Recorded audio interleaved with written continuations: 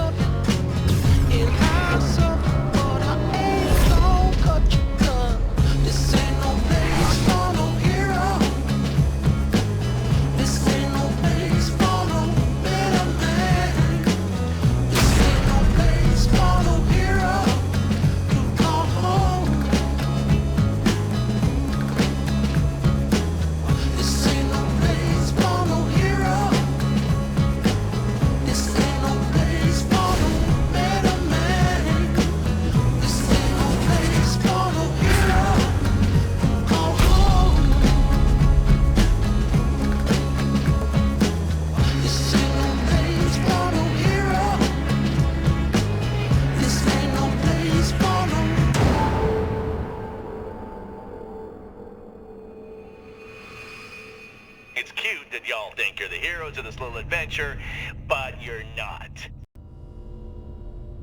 Welcome to Pandora, kiddos.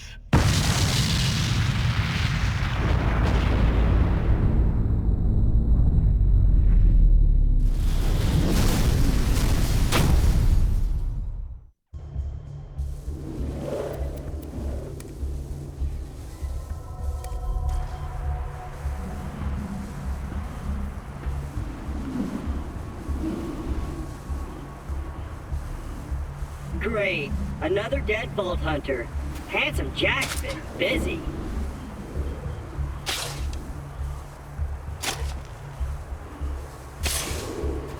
Wait a minute. You're not dead! Yes! Now I can get off this glacier. Claptrap, your metaphorical ship has finally come in. Allow me to introduce myself.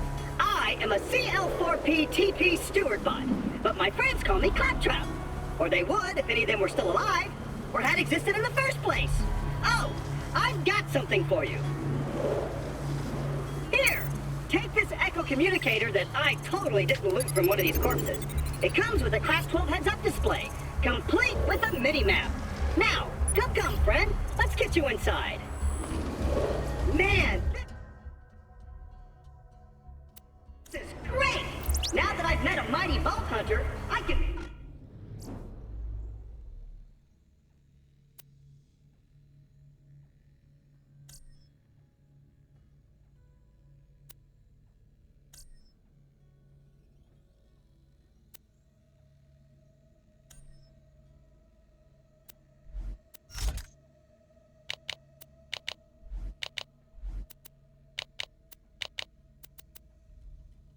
Join the Resistance and Sanctuary, take vengeance against Jack for killing my product line, and repair my central processor so I stop thinking out loud!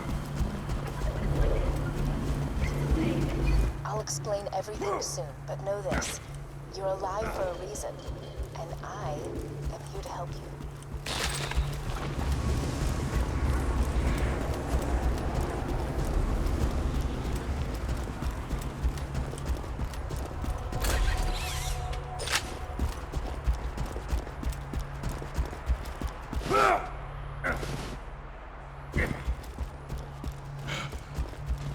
Well done! Your ability to walk short distances without dying will be Handsome Jack's downfall.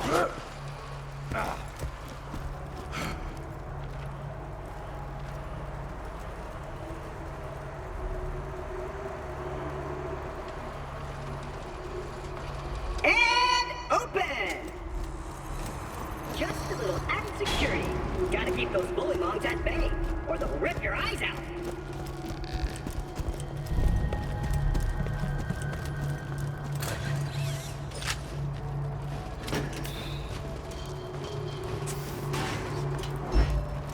Sorry about the mess. Everything Jack kills, he dumps here. Bandits, Vault Hunters, Claptrap units.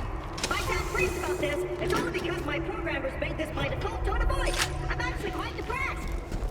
Now, the creatures around here are dangerous. None more than this bullymong named Knuckel Dragger. Killed everyone I know. Anywho, I keep a pistol in the cabinet over there for emergencies. But in here, we should be pretty safe.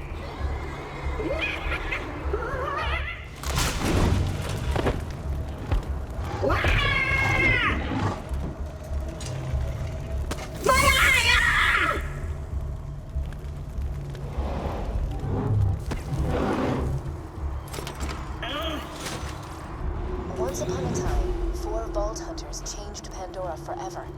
But their time has passed. Thanks to Handsome Jack, Pandora needs a new hero. I know that hero is you. Apart from the excruciating pain, this is great! I've been waiting for a mighty Vault Hunter to help me reach Sanctuary! I will be your wise leader, and you shall be my fearsome minion!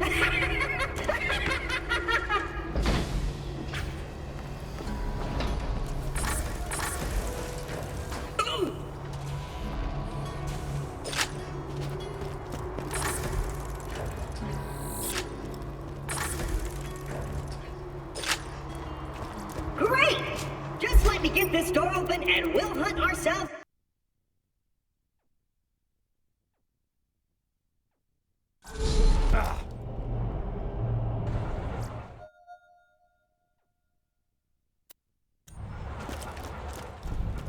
Welcome to the Gauntlet. Please follow the smell of vomit and tears so we may talk face to face. As the vomit was mine, I recommend facing away from me. This gate represents a test of your intellect. Are you clever enough to uncover the secret way to open it? Congratulations, you are now a genius by Pandoran standards.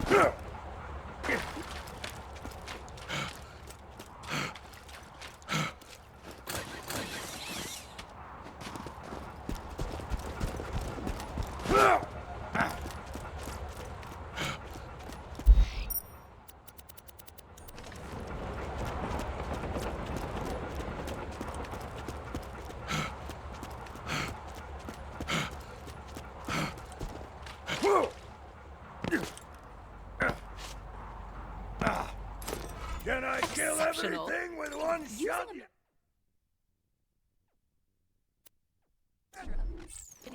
Digistruct technology and Scooter's salami standards. Try not to read into that. I've put together the combat trials you see before you. If you succeed, you'll be ready for a new Pandora. A Pandora of overpowered enemies, better loot.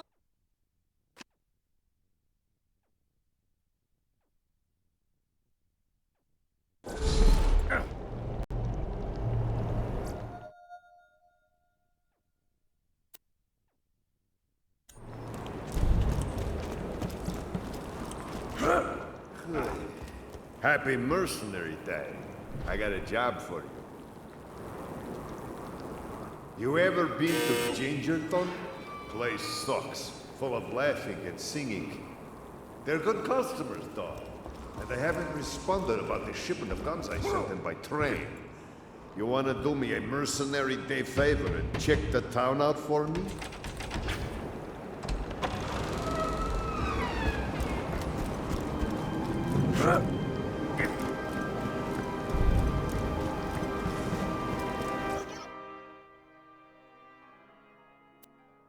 Those enemies are way stronger than you. You get more experience from defeating them, but they'll be much, much harder to kill. Oh, and if you see an enemy with a skull next to his name, run like the wind.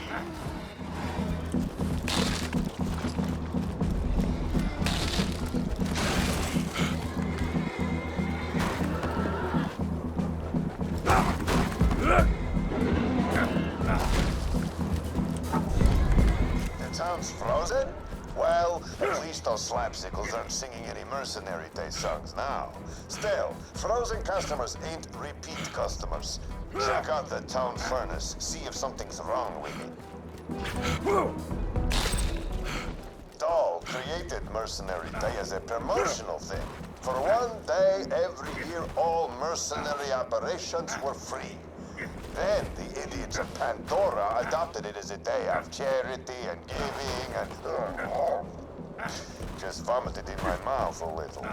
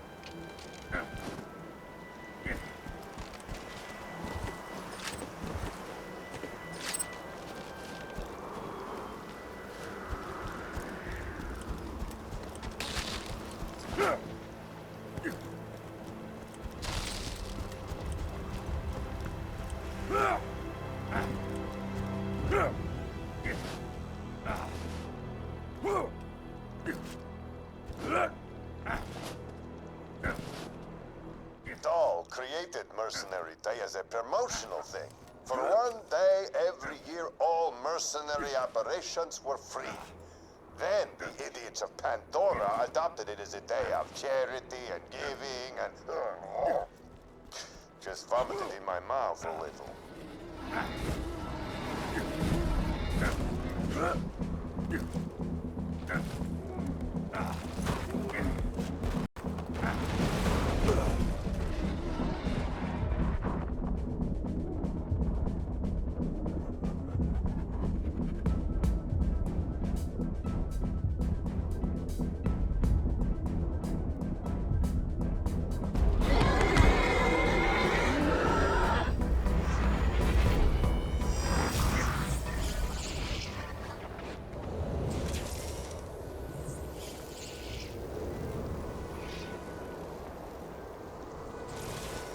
The Hyperion Corporation wishes to clarify that the bright light you saw after death was our Digistruct.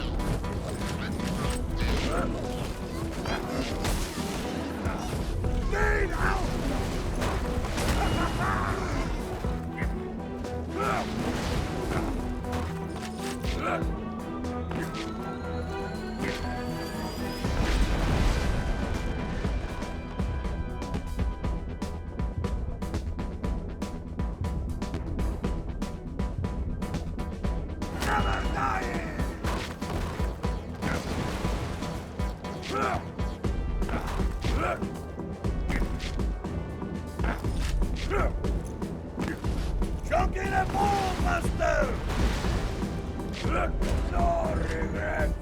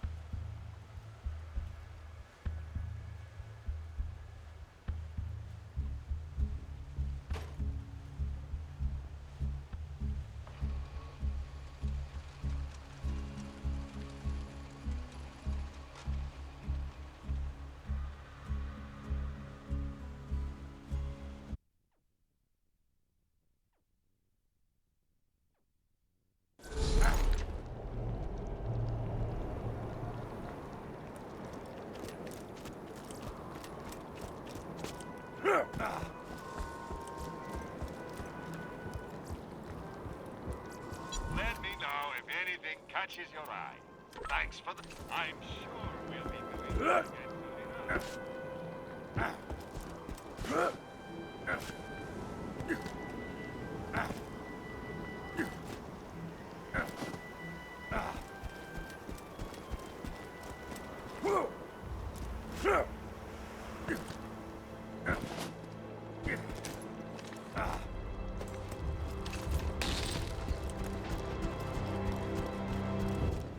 Created Mercenary Day as a promotional thing.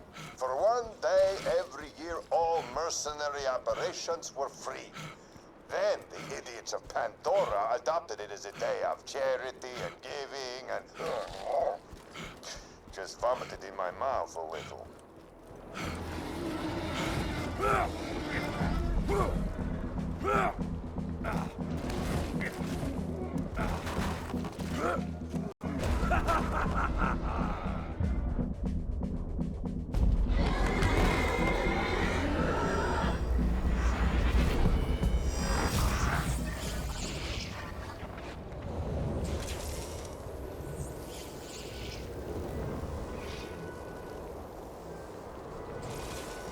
Hyperion wishes to remind you that by using this respawn station, you will have forfeited your right to liberty.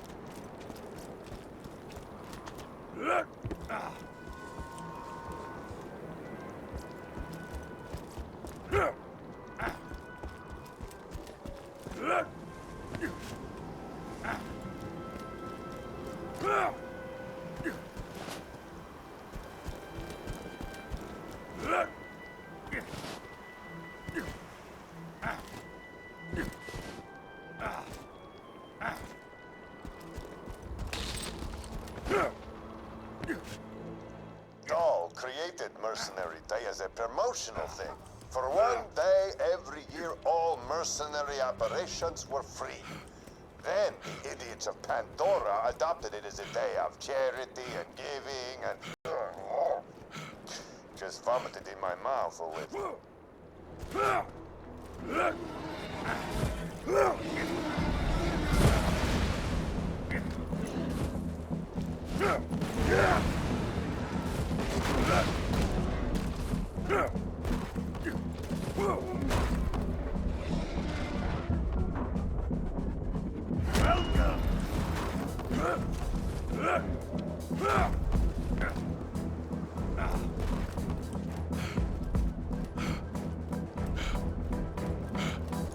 Stop screaming!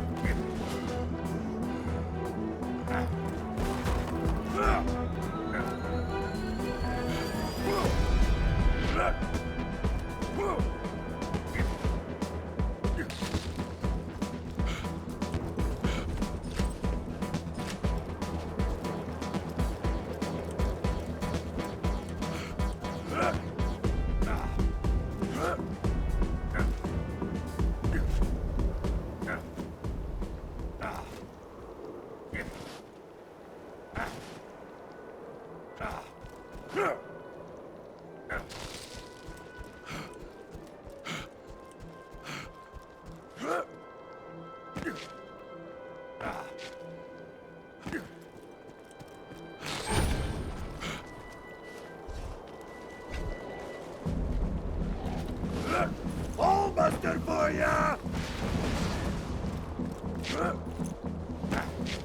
Need help!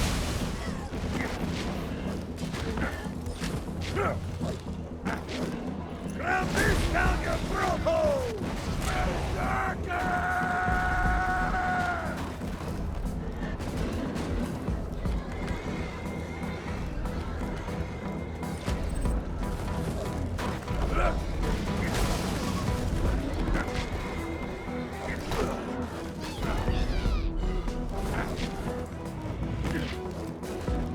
Massacre!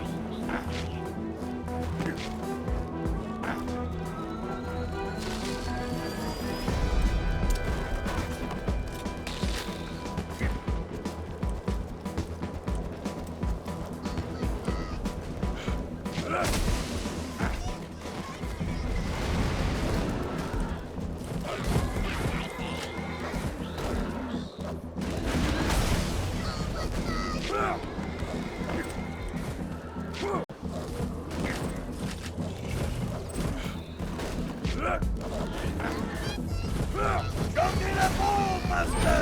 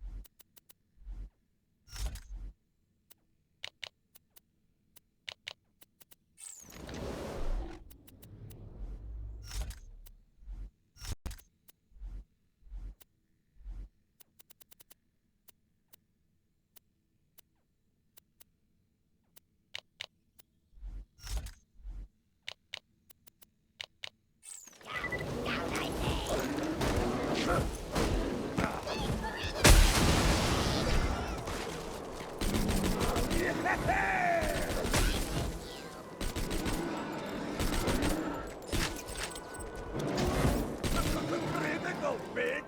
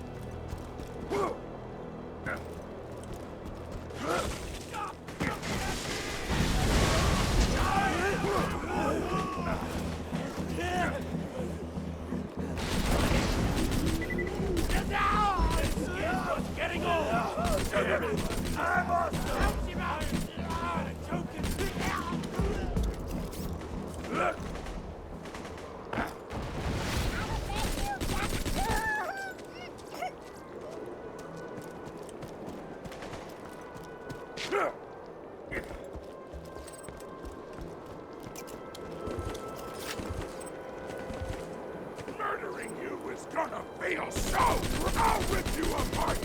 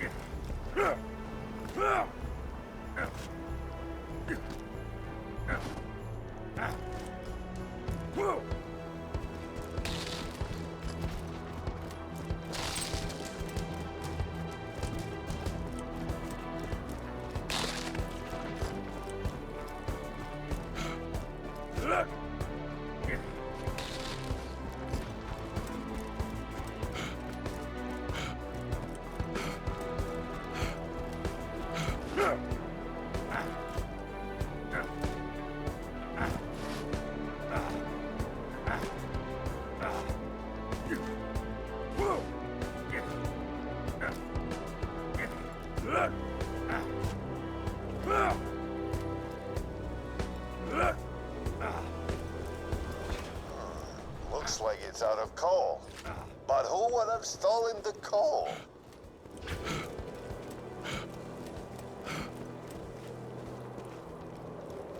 Chincherton is now my domain, Warmblood. Children, get frosty. Crap! Tiny snowman!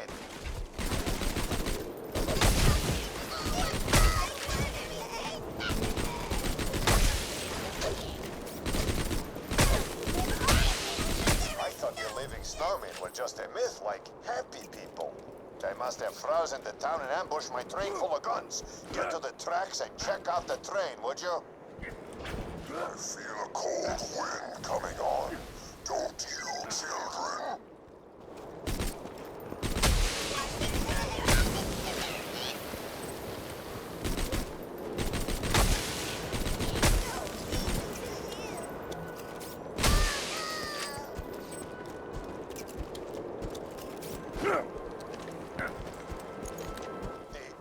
bandits of Gingerton bought a bunch of guns from me so they could just give them to each other. As presents. Whatever. If they're so nice, how come they're frozen? Checkmate. You know, I tried to be charitable once. I gave Moxxi everything when we were married. You know she's why I'm fat, right? She said, Marcus, make your enemies underestimate you. If you're ruthless, look fat. If you're smart, look sexy. Great girl. Those bandits are stealing my guns. Take them out.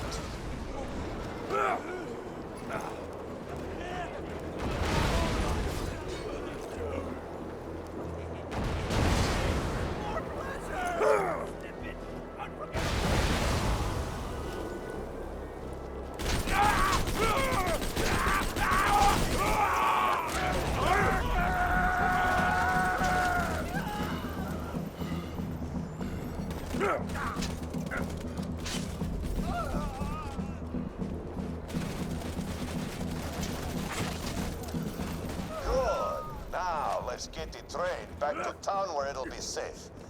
You gotta lower the bridge, but I think the gears underneath it might be frozen.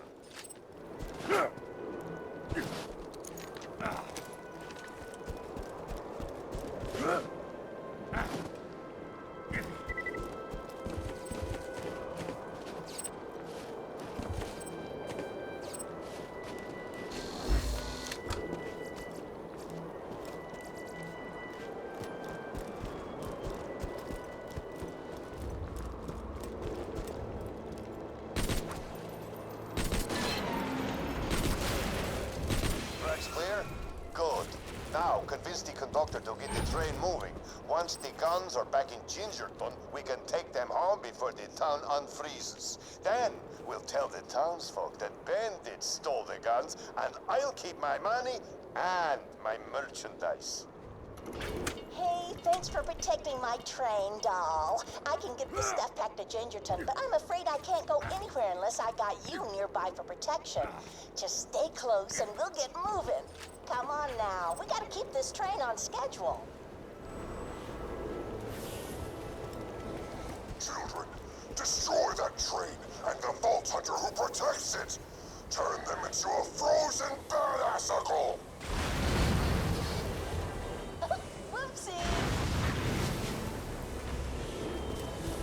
Oh, fiddlesticks. Let's get some fresh blood on the tracks.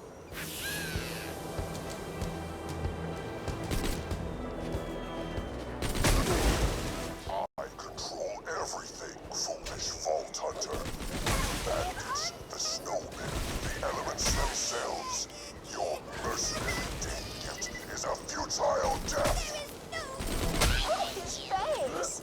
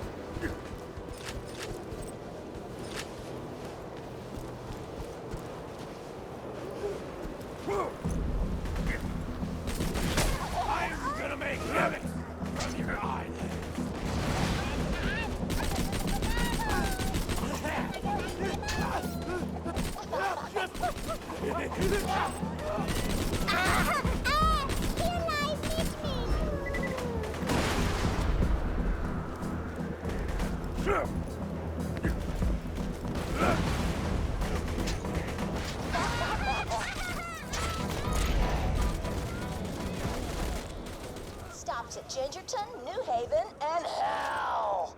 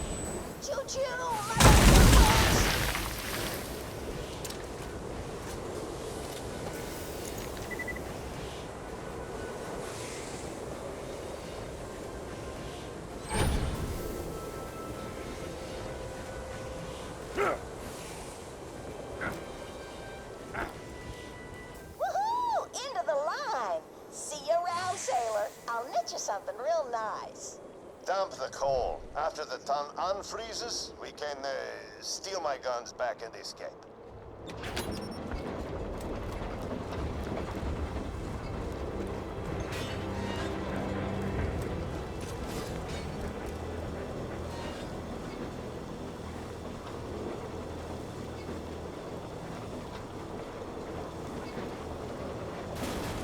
Now, let's get the power back on.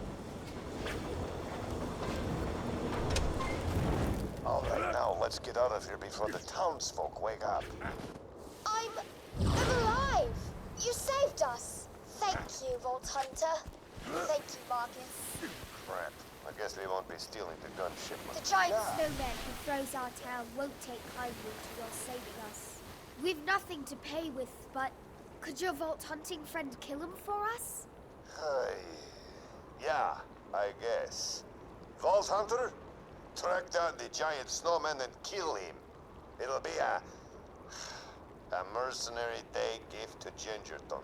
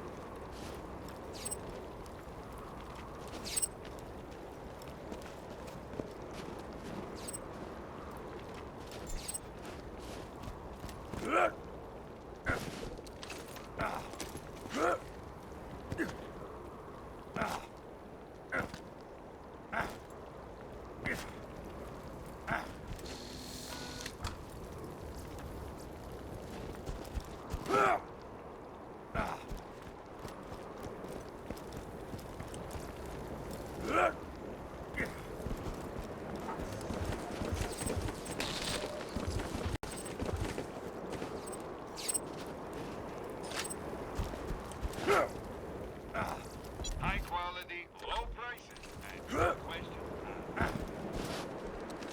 What are you doing? Get away from the lake! I just want to be left alone so I can kill everybody after you leave!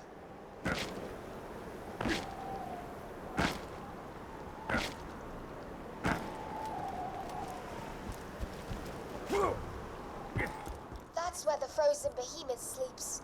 You'll need to anger him before he'll wake up. Oh, I've got it. Ring those bells to play the Gingerton anthem. Our people will sing their hearts out with joy. Mr. Snowflake hates the sound of joyful singing.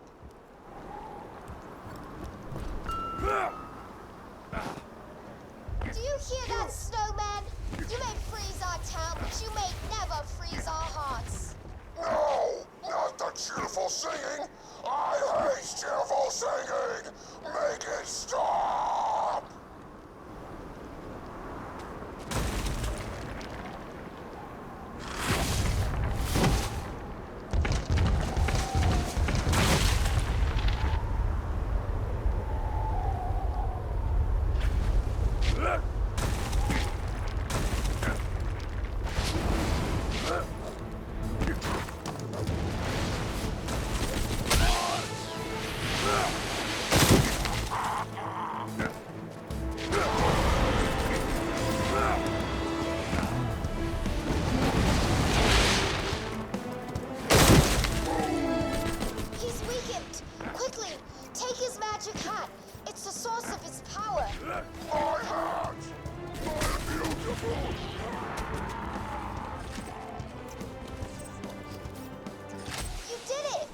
It's a Mercenary Day miracle.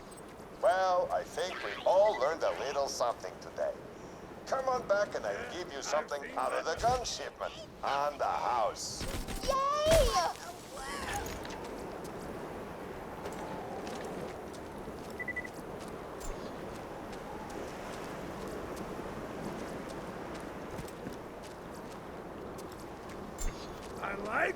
I want it!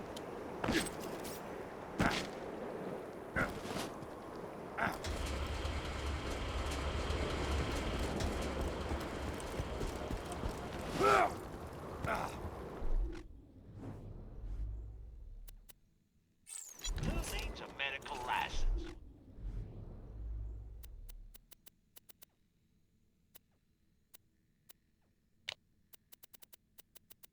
You got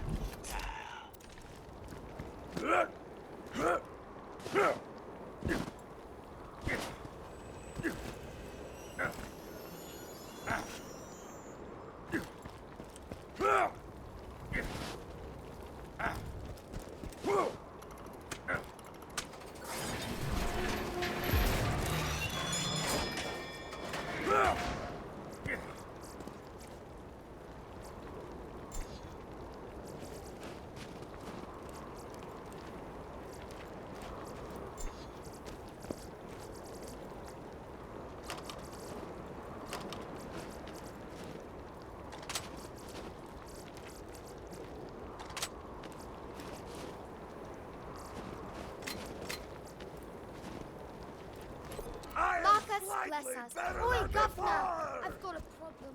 I got to deliver these Mercenary Day presents to the townsfolk, but me legs ain't what they was. Could you drop them off for me?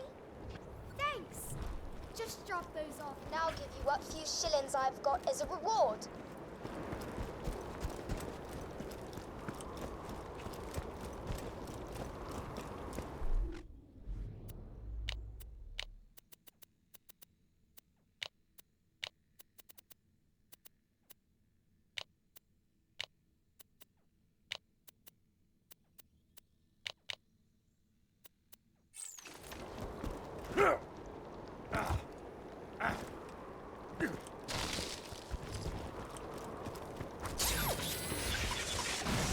Mission success.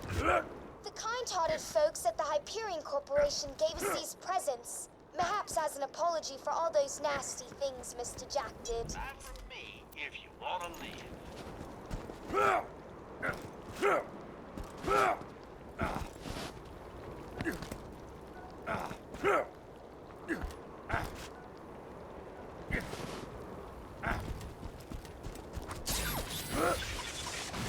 Success. Really gives you hope, doesn't it? Hyperion nearly ended the world, but now they're trying to make good on their mistakes with these presents.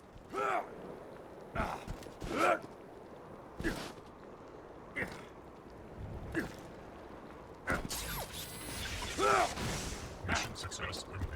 I wonder what's inside. They look like toy robots. Perhaps they will sing songs and dance for our entertainment.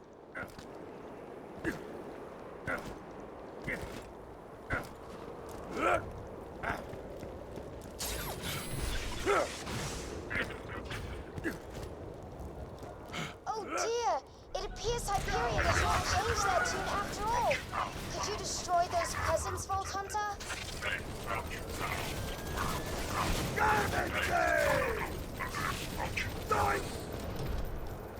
I suppose I understand why they wanted us dead. Gingerton is full of ex-labs, and Hyperion was never fond of anyone who followed Brick.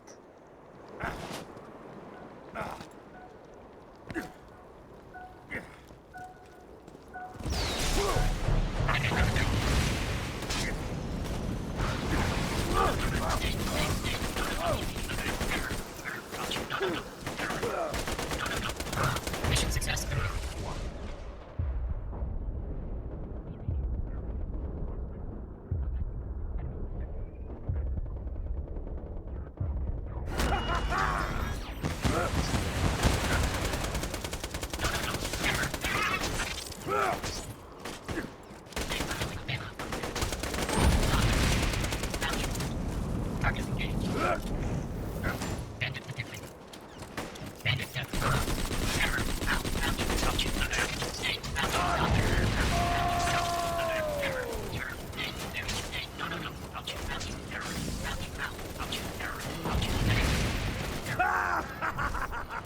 What a truly sad day.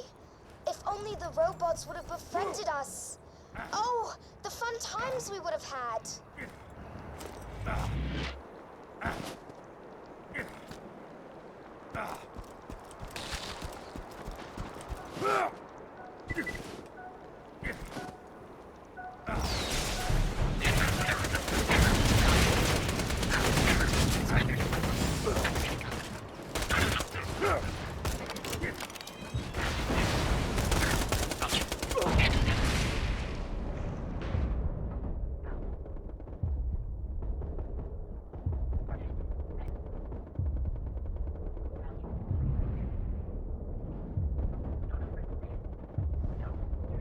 And it has retreated. Unit shut down.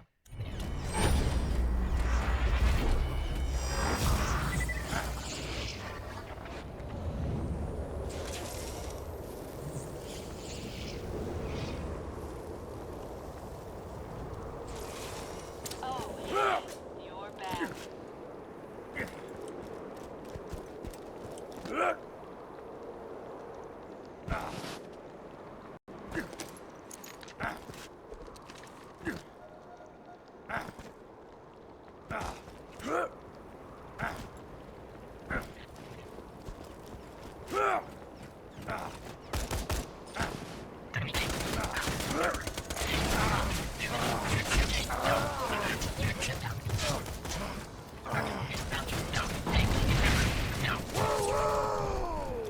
I've just realized you're the Vault Hunter who killed Handsome Jack.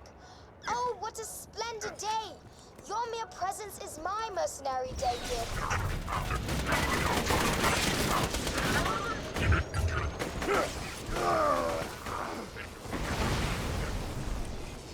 Wonderful, Vault Hunter.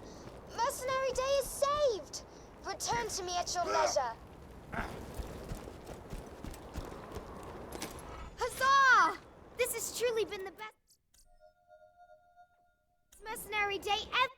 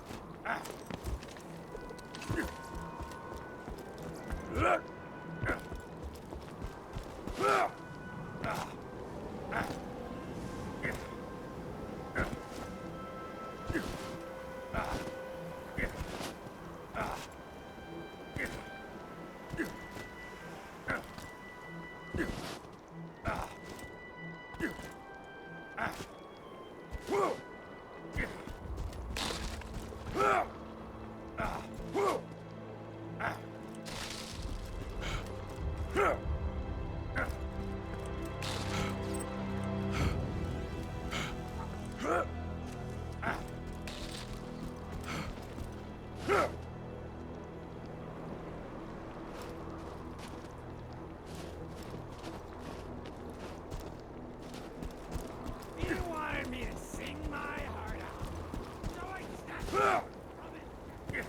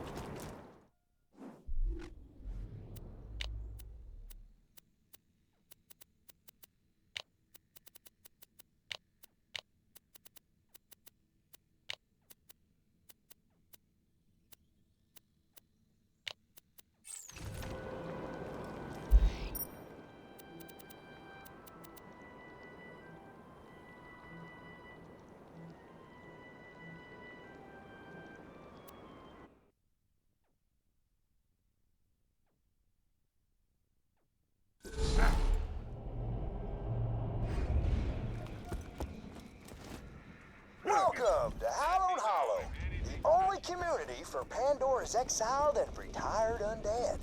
I'm the town's lookout, TK Baha. Why don't you come on and find me, would you? Just follow the sound of the blind redneck. Lately, a real sourpuss named the Pumpkin Kingpin's been hassling the townsfolk. They're so scared these days, they won't even step outside. Why don't you get out there and give them the old 1-2 for me? The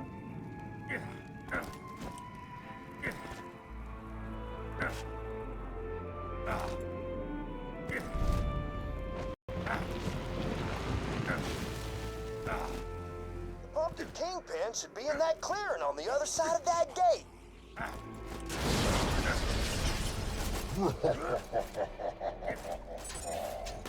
Oh, horseradish. The Kingpin must have cast a locking spell on this gate. You're gonna need an enchanted skeleton key. Why don't you dig up some graves and let's find ourselves some enchanted bones, you hear?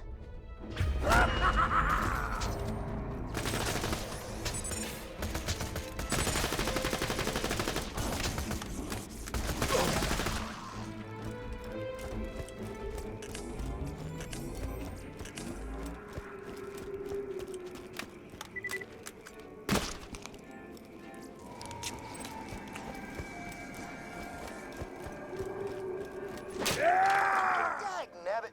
The folks buried there must have been normal type people. We're gonna need the bones of wizards to create a working skeleton key. Keep on looking.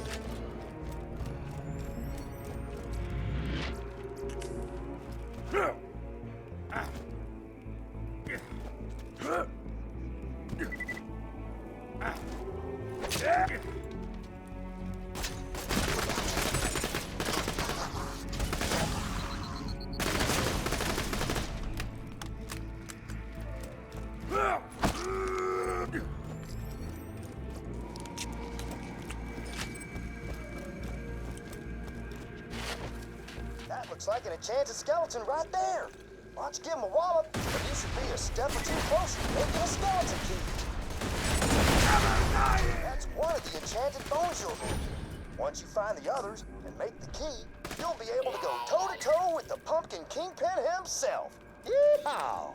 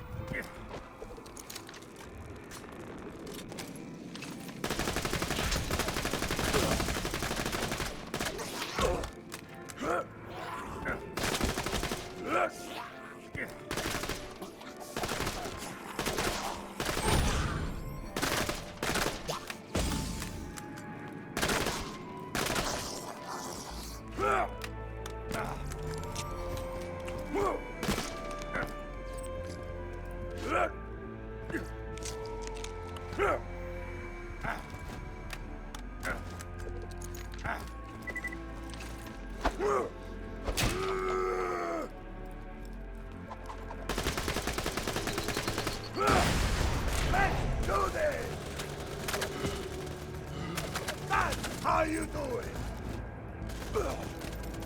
Come on. Get off my blade! You done found another enchanted skeleton. I haven't been this happy since that time I got killed.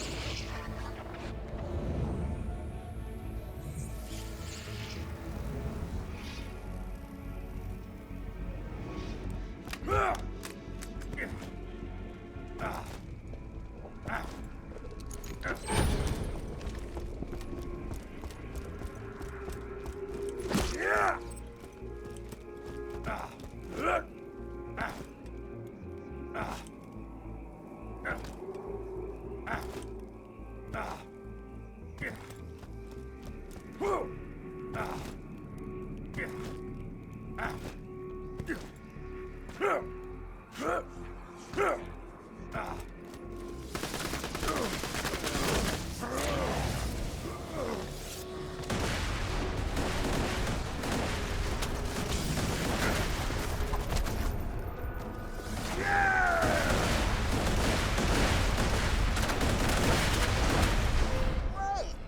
Only one more bone piece left, and then you can make yourself a skeleton key.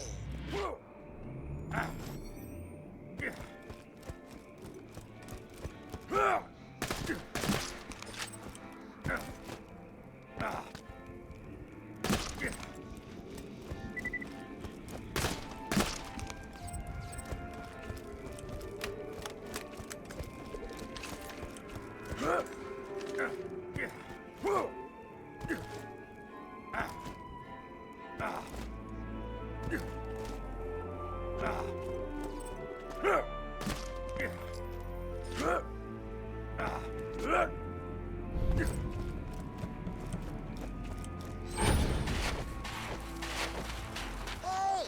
You found the last enchanted skeleton! Why don't you drop him quicker than an uncomfortable subject at a family dinner?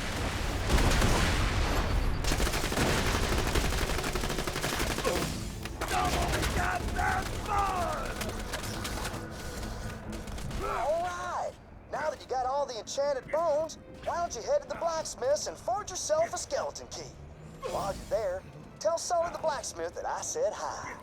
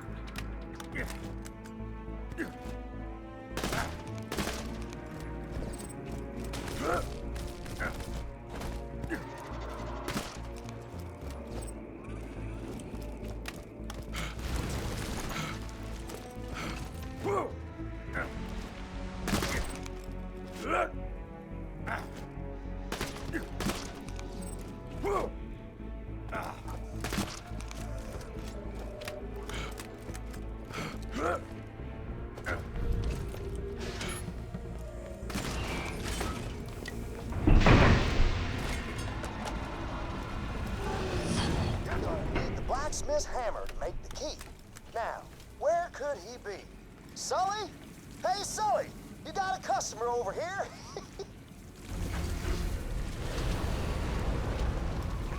Oh, there he is!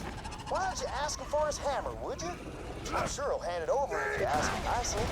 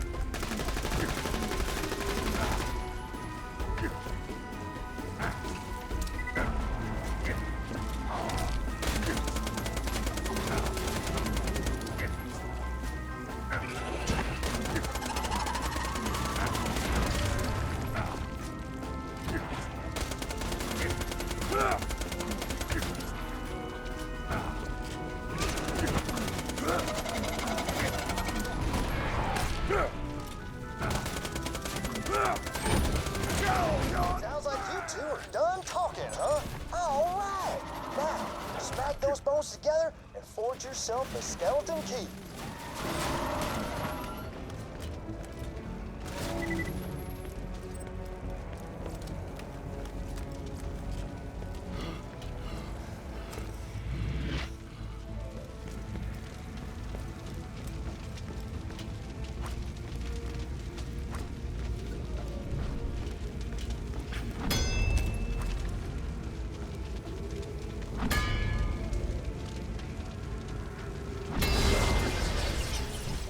got the key, you can find the Pumpkin Kingpin's lair and make the rivers run orange with pumpkin guts.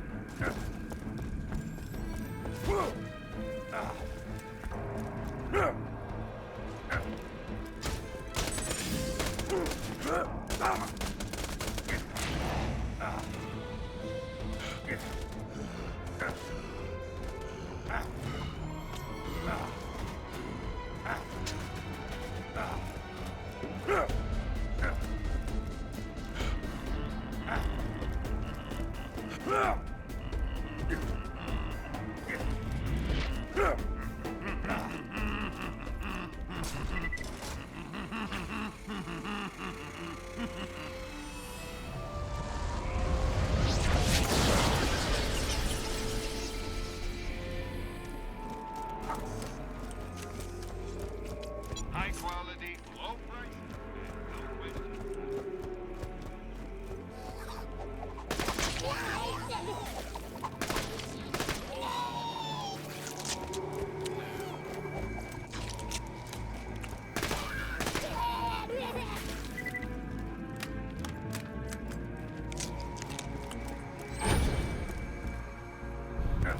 Huh. This is definitely where the Pumpkin Kingpin lives, but he ain't here. He must be sleeping underground or something. Oh, I bet if he flooded the area, he'd probably have to come up for air. Go on, head to the windmill.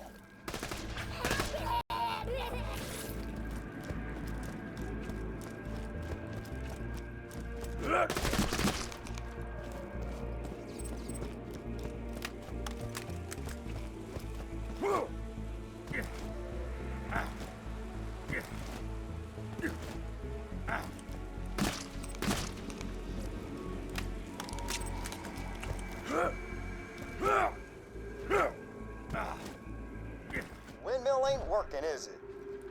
Those abominations there were made by good old Dr. Zed. Speaking of which, have you seen Zed or Ned lately? What about Ted? Oh, wait, I'm so sorry. We ain't supposed to talk about the Forbidden Brother. My bad.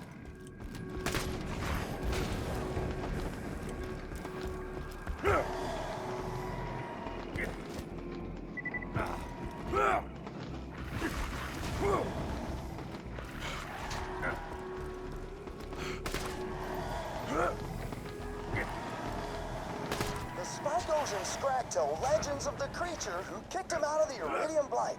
Said there was a real big, small, or normal-sized man or woman, and that there was 1 to 4 of them. The legends are pretty vague.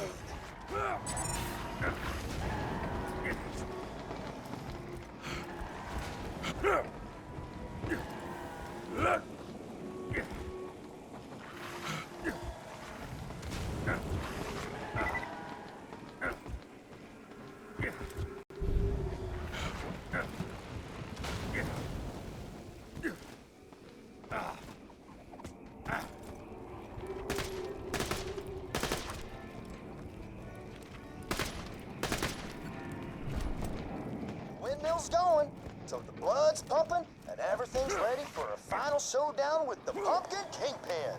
Whenever you're ready, just head back to the Kingpin's domicile.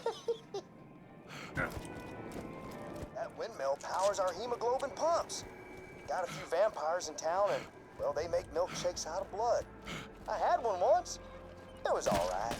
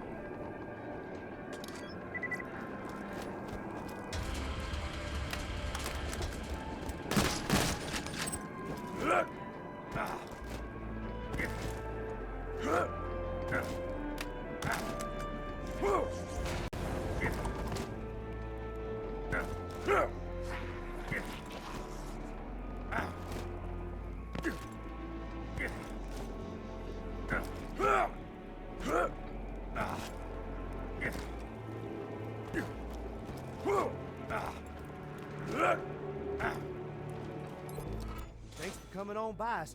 As payment for my watchfulness, I asked the town folks for my favorite Candy! Sugary brain bites! I ain't been able to collect any, though, since my zombie polio started acting up again. Could you make the rounds for me and maybe bring me back as much brain-flavored candy as you can?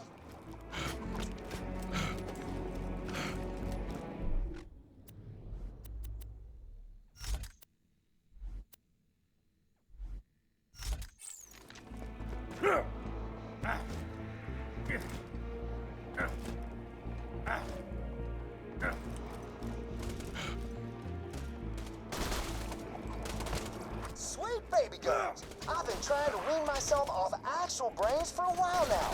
And those candies there sure do the trick, don't they? Why don't you get me some more, would you?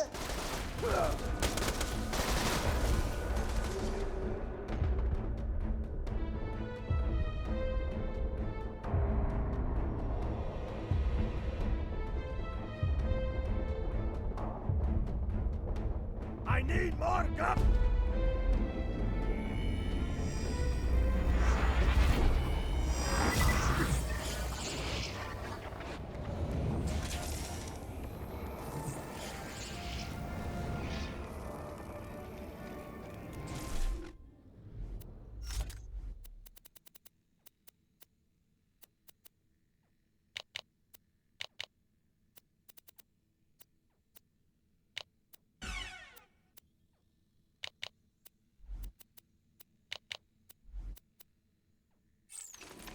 We wish you luck in getting revenge on those who killed you, unless you were killed by Hyperion personnel. You're my millionth customer. Good luck.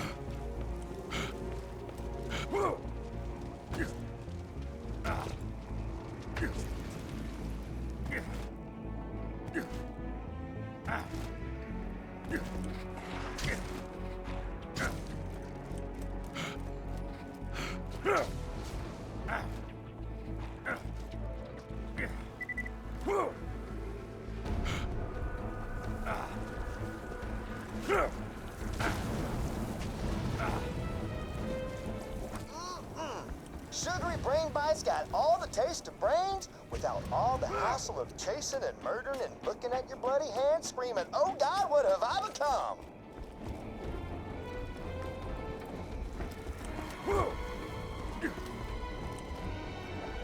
Being the lookout for this town might be born a sin, but that there candy makes the whole deal worthwhile. Yeehaw!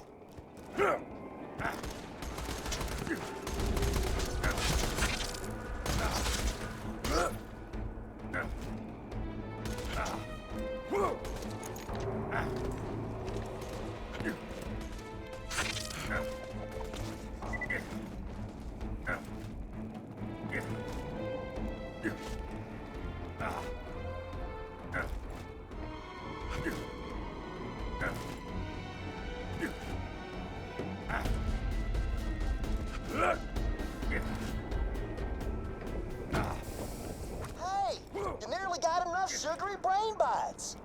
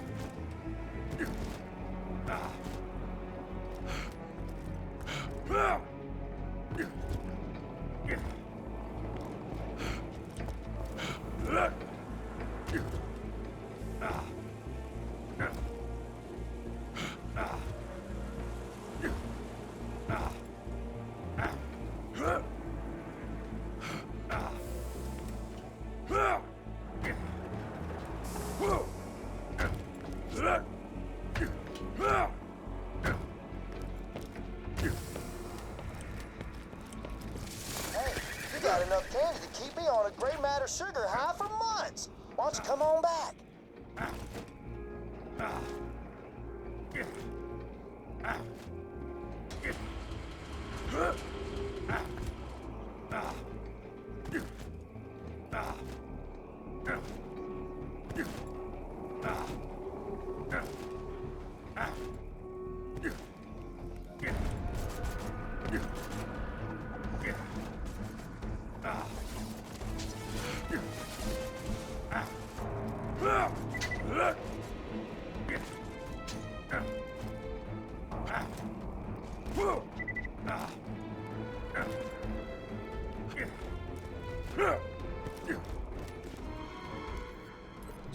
Thanks a bunches.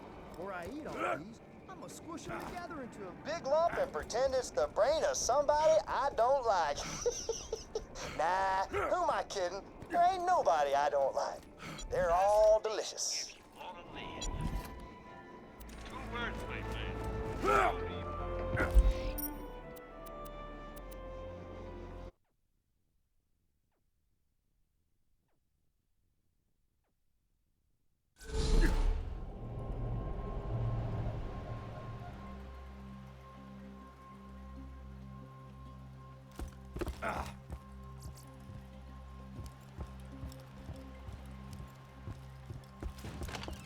Salutations once again.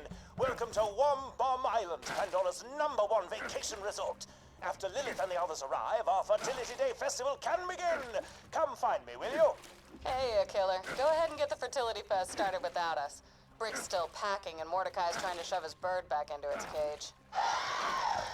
Talon, if you get in the cage, I'll feed you a skaghead, eh? Where's my tuxedo t-shirt? It's a t-shirt, but it looks like a tuxedo. I wear it for slow days. Vault Hunter, I'll get back to you.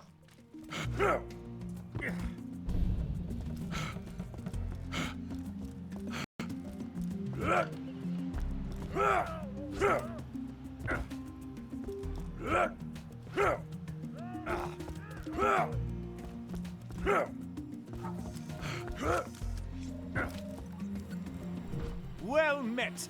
I've distilled some homemade liqueur. We shall party until the break of dawn, as they say. Let me get the door for you.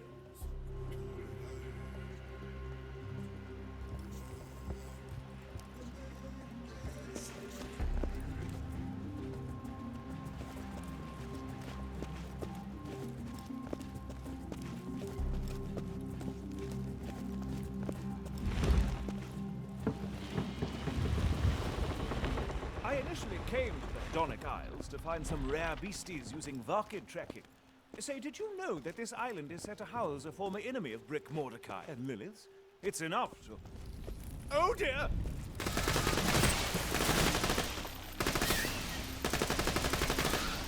Guys? Something just took Hammerlock. So, I can stop packing then. Mordecai, any ideas? Maybe. Look around. Did Hammerlock leave anything behind? Anything with his scent on it?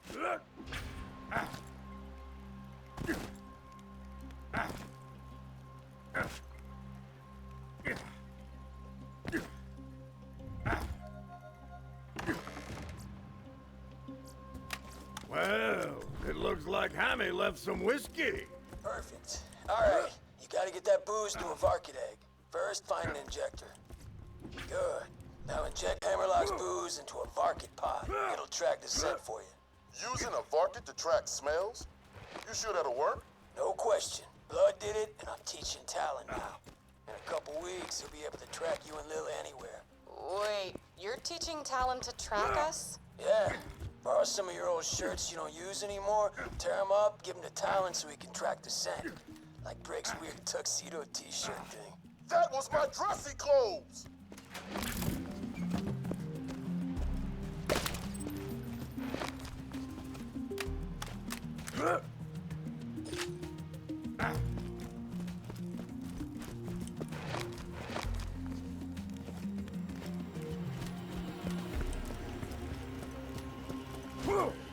Alright, now inject some of Hammerlock's booze into the egg. When it hatches, it'll lead you right to Hammerlock. Damn!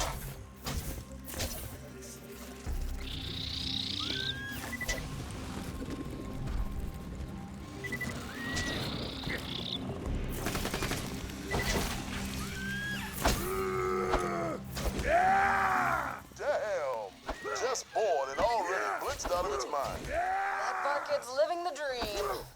Make sure to follow it. See where it leads you.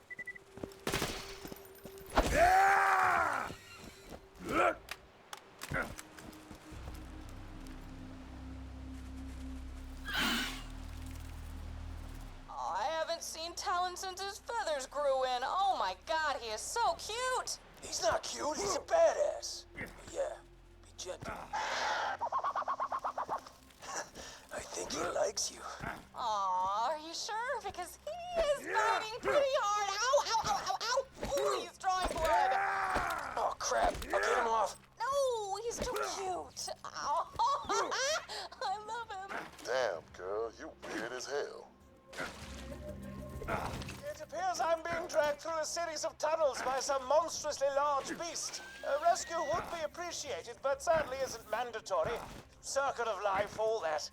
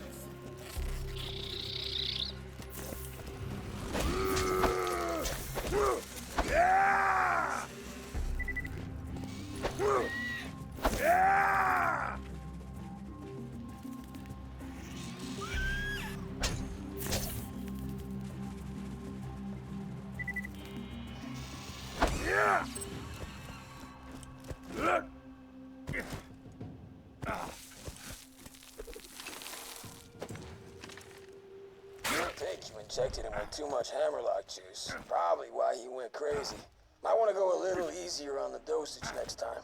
You gotta find another Varkid and inject him with some more of Hammerlock's scent.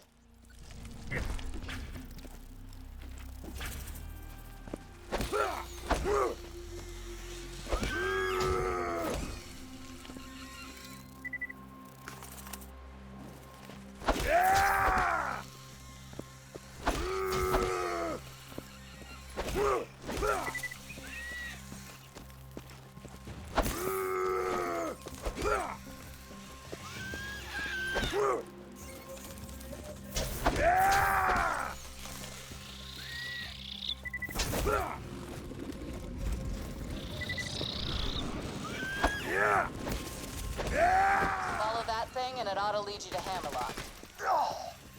That never gets any less gross.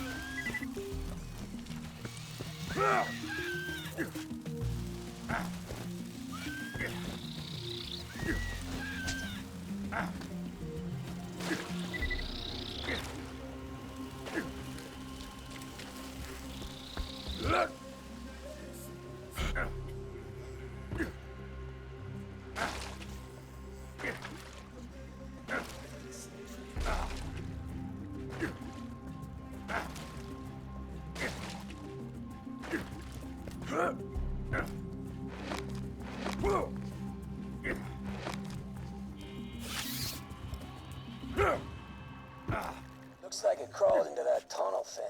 See if you can find a way to follow him. That's definitely a transit tunnel, but it's powered down. Maybe check out the water wheel they got. If you get that running, it'll turn on the power. Hey, guys, where's Mordecai's rack ale? I can't find... I threw him out. What? You quit drinking. Yeah, can't raise talent while I'm half in the bag, you know? Aw, that is so cute. You put the need of little Talon before you're out. He's fighting me again. Ow, ow, ow, ow. Talon, bad.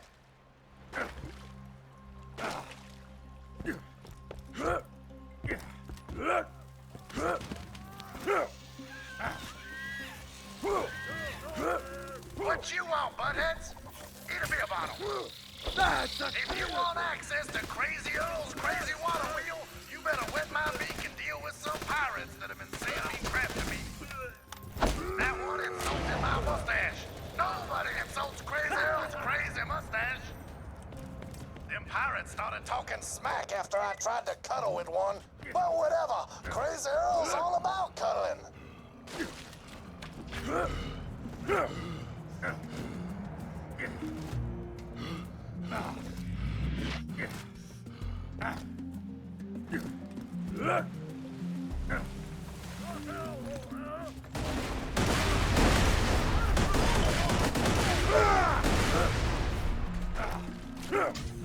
All busted for ya!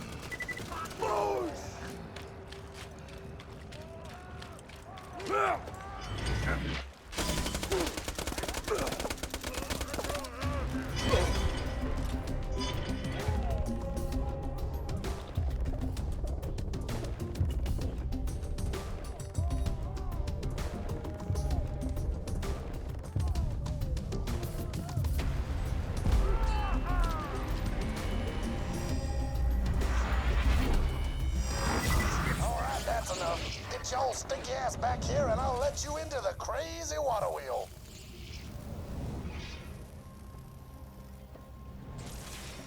The Hyperion Corporation would like to remind you that the afterlife is extremely boring and not worth visiting.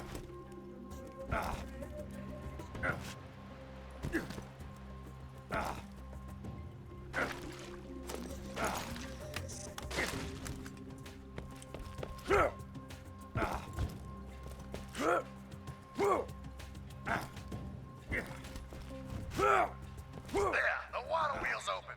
Now get out of here, hon. Don't never come back.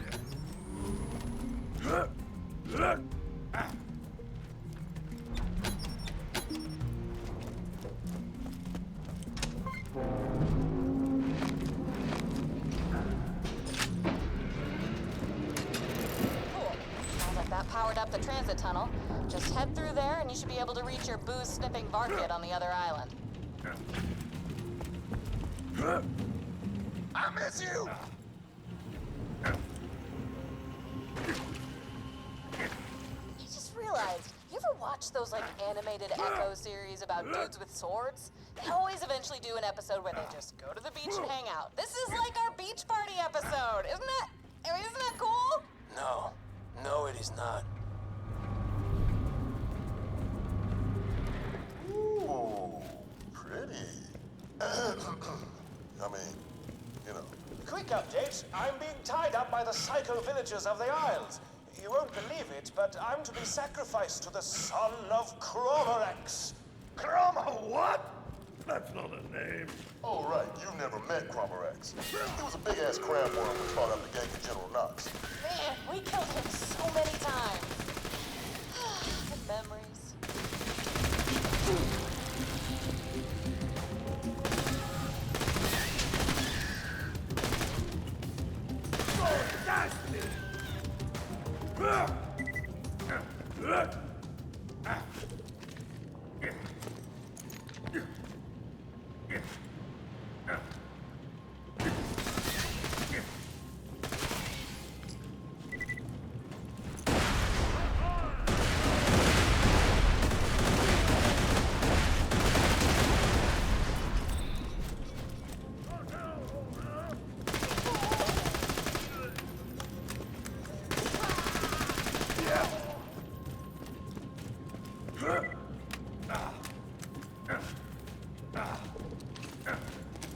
If you wouldn't mind hurrying, Vault Hunter, I believe these savages are attempting to summon the Son of Crawmerax as I speak. Hey, man, don't call me a savage. Oh, you speak English? I thought... I graduated from Eden 4 Megaversity with honors. Check your privilege, dick.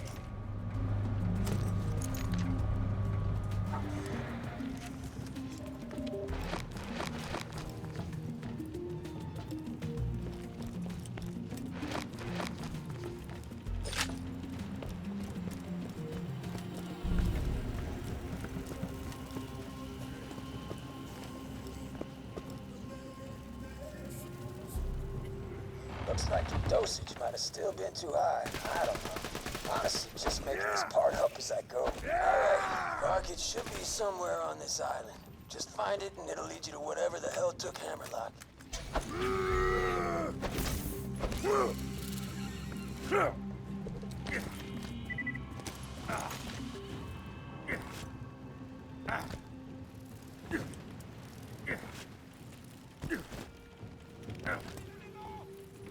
Ah, damn. You better find another way across. Look a winning! See? Look a winning!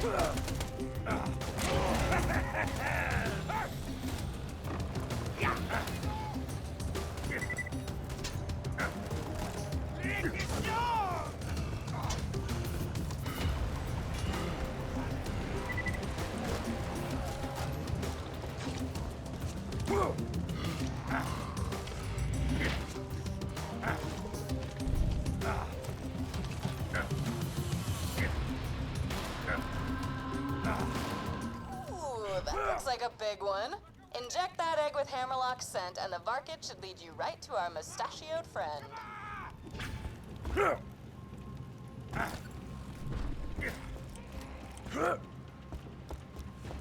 Awesome. Follow him to Hammerlock. Bizarrely, the Son of Crawmerax hasn't harmed me. Mayhaps it merely wants vengeance on the Vault Hunters who killed its father. Well, the resort owner's just quarantined the island, so he'll have to settle for dying at the hands of a totally new group of Vault Hunters.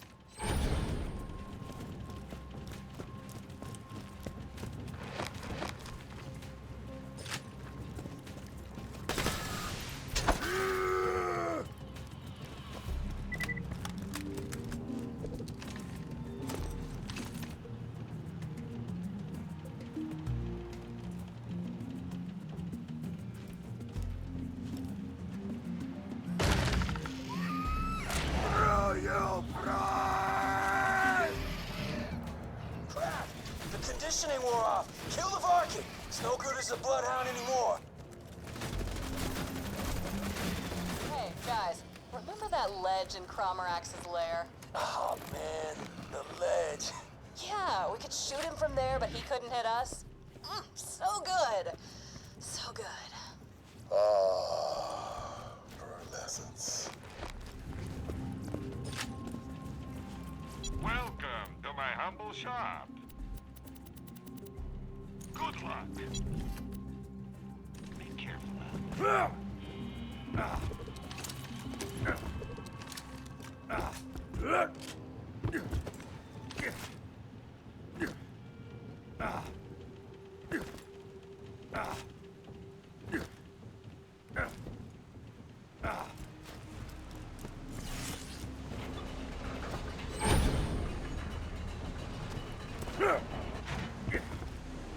Hi-ho! Seems I'm to be sacrificed to this beast.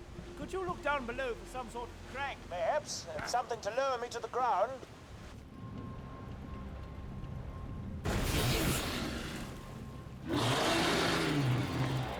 Oh, how gorgeous! Look upon the majesty of the Son of Crawmerax!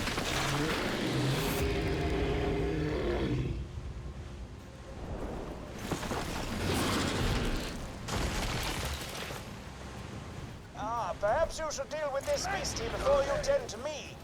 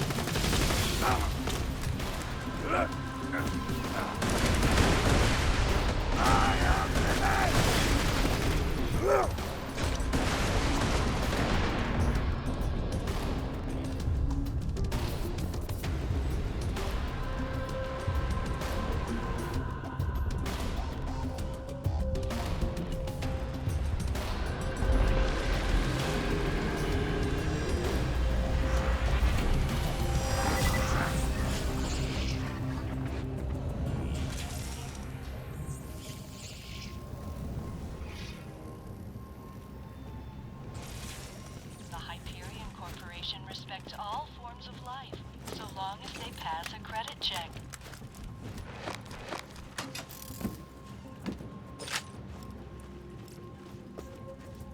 A fantastic day for capitalism.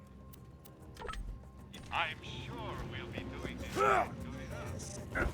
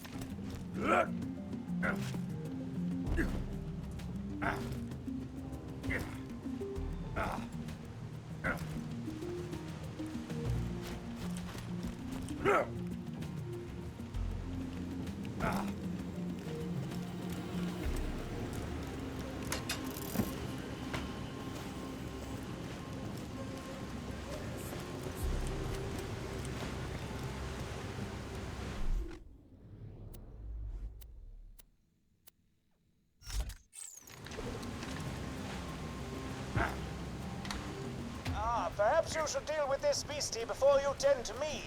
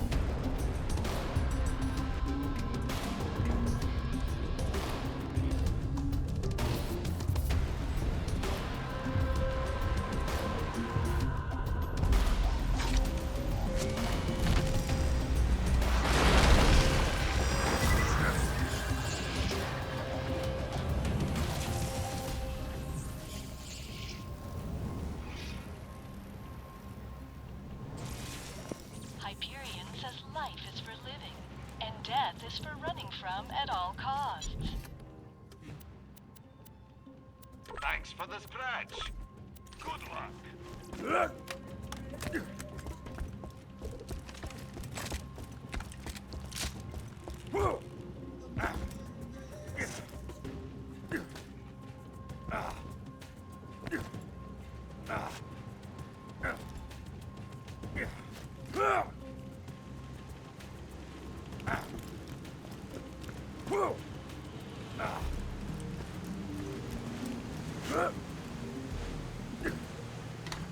Perhaps you should deal with this beastie before you tend to me.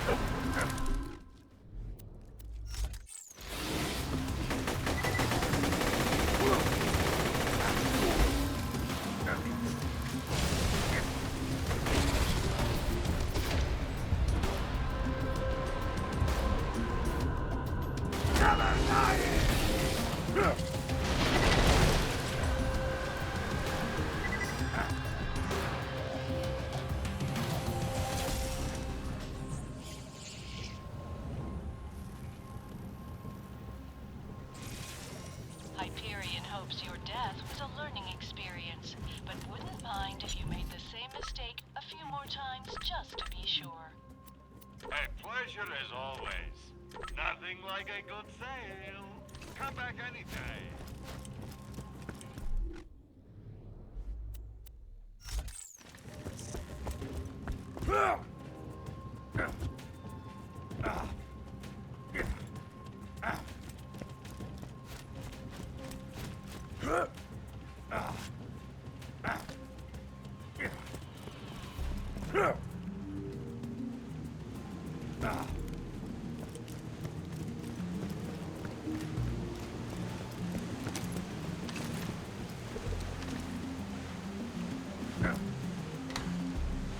Perhaps you should deal with this beastie before you tend to me.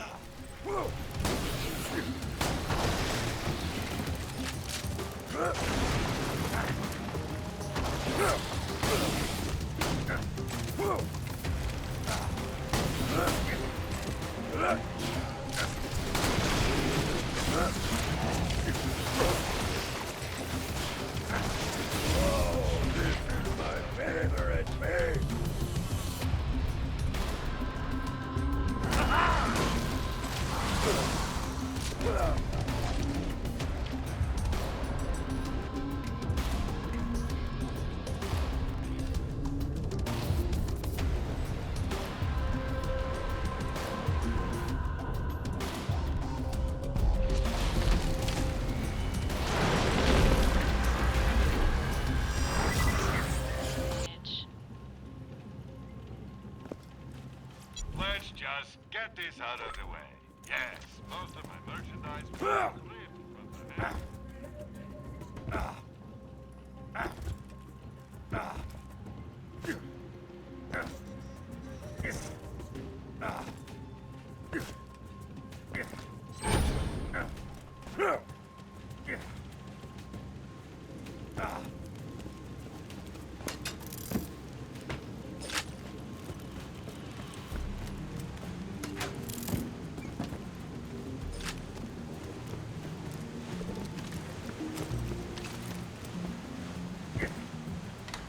Perhaps you should deal with this beastie before you tend to me.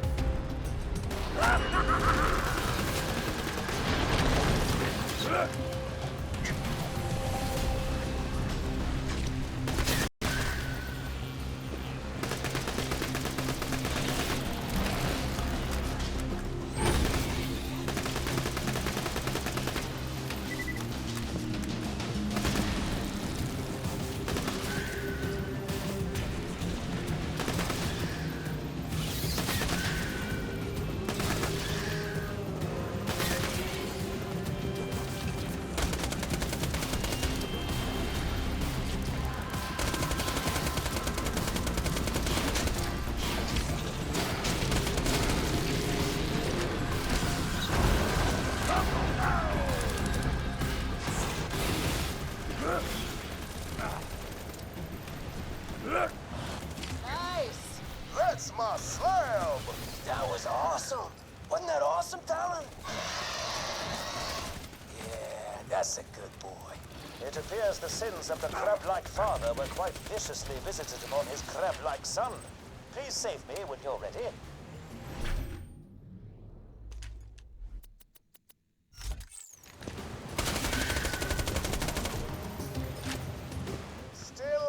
Still restrained. Up here, actually beginning to hurt a bit. And not in the fun way.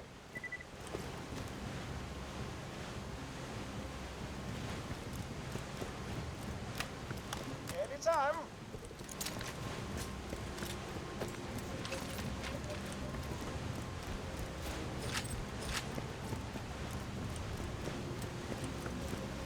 Oh dear. Oh.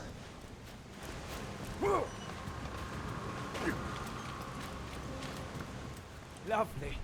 Thanks for that bit of life-savemanship.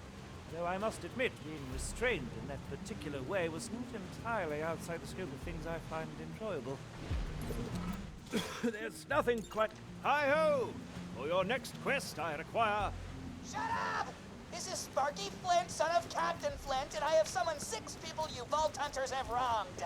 Together we will have our revenge! Now please find the first assassin somewhere on the island so that we may have our revenge.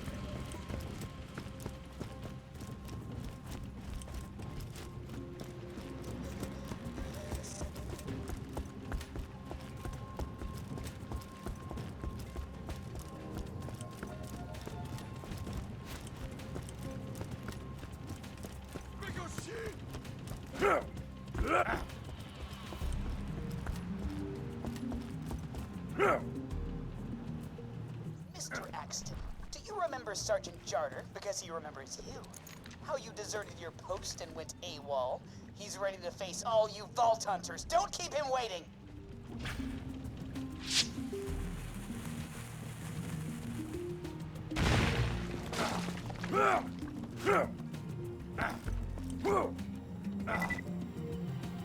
What the hell? He's been blown up by a remote bomb! It blew up. Look, whatever. I've got 5 more people here looking forward to killing you jackasses. My support group, Victims of Vault Hunters, booked a conference here the same weekend you did, and we're all just aching to get back at you jerkwads. Just do me a favor and find the next guy who's gonna kill you, because he's not responding to my messages. The natives are muttering something about a warrior from the sky near their village. Perhaps you should investigate.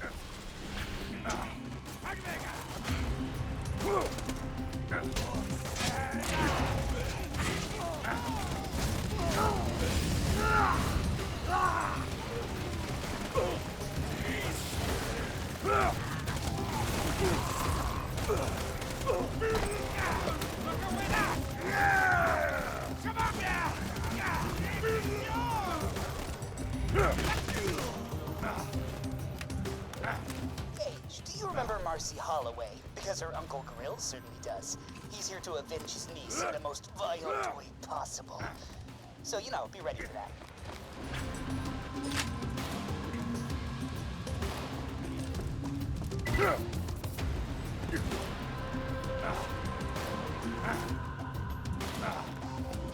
Ah, yes, I've seen one of these totems before.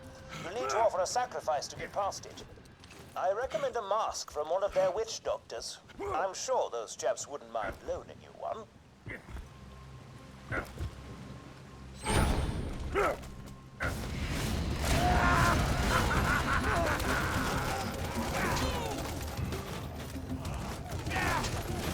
Bienvenidos a la fiesta, amigo!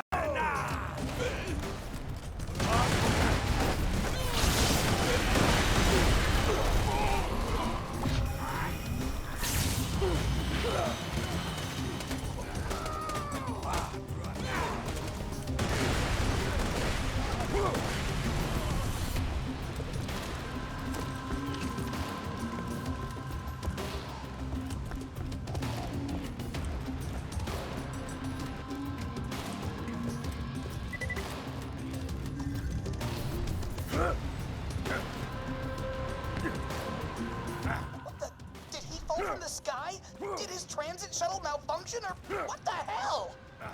Oh, wait. You're saying this guy could fly? Man, who the hell is killing all of my would-be assassins? Whatever, I got more. Go meet the next one! I'm hearing EchoNet reports that someone's feeling ill at the local watering hole.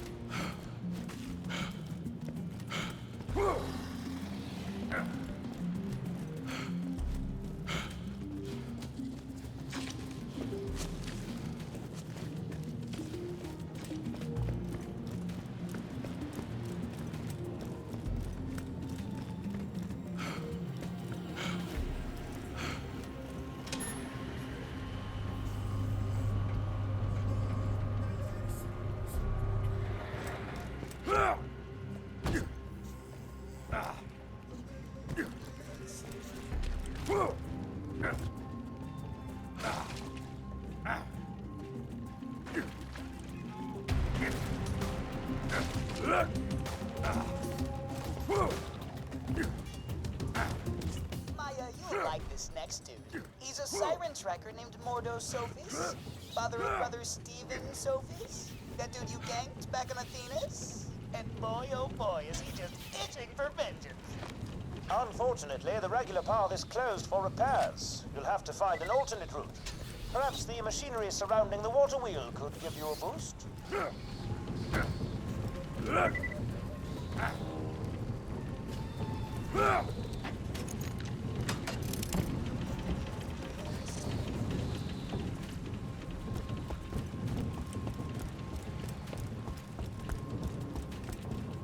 He got poisoned? What? Somebody is going around killing all the people I wanted to kill you, and that makes me very upset. Cerveza de la muerte!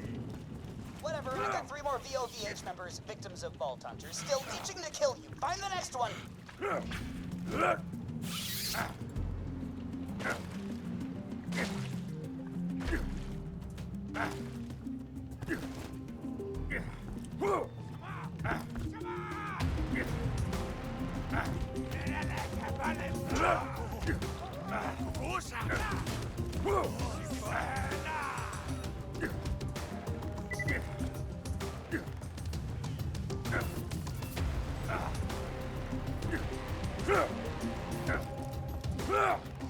The next guy you're looking for is named Blendo, and he wants to kill Salvador in order to avenge,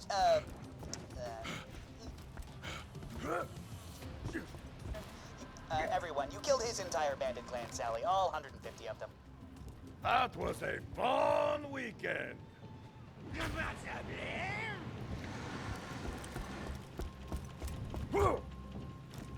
Hanged? What? Who would? So angry! Oh man, the last of the junk clan and he got killed before he even showed up? Worst day ever! Whatever. 2 assassins left, but they're probably dead as hell. Next guy. Yeah, great. Figures. Adios, Hyperion douchebag. I got 1 assassin left, jagoffs. Just go find his corpse already. So yeah, I got no idea what's going on with this last guy. I think he wants Zero dead, but I didn't really understand anything he said.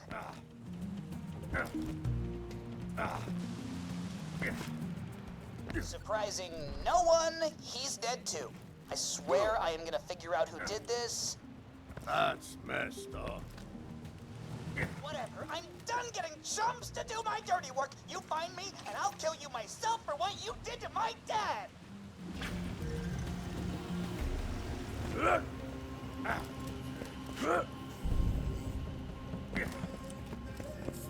My dad was an asshole, but that doesn't mean you had to kill him. Now die!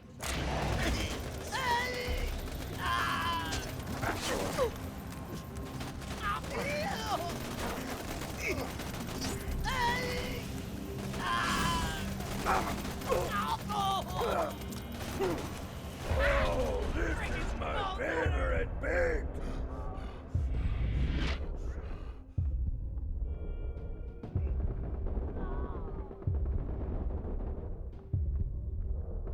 Come on back, everyone. I've just received 6 text messages over the EchoNet, each addressed to one of you fine Vault Hunters. I imagine you'll want to hear them.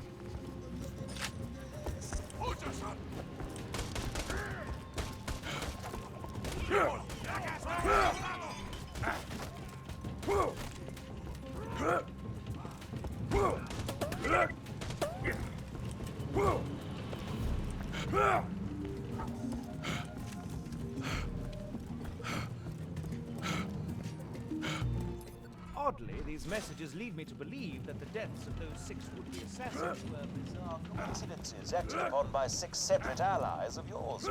Here, this message was addressed to you. Hola, Nieto. saw some bounty hunters were coming for you, so I hired the resort staff to take care of them. Sincerely,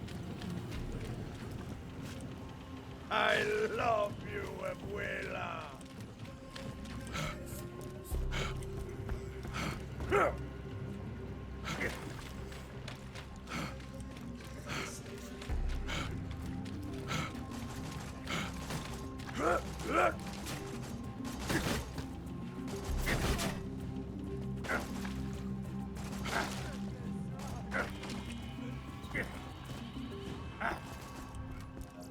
Feeling overburdened by money? Farewell, friend. Get out!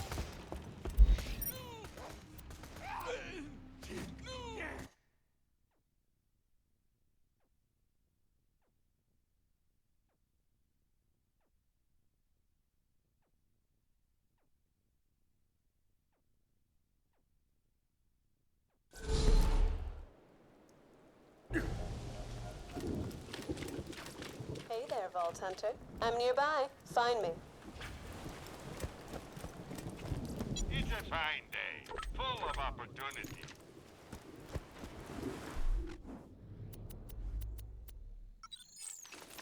How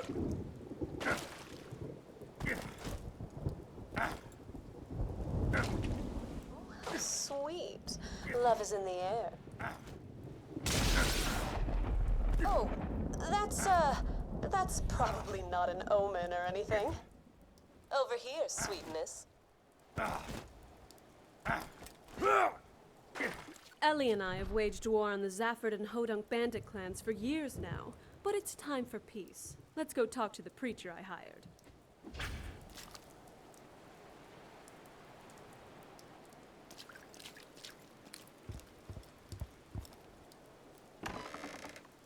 Where is he?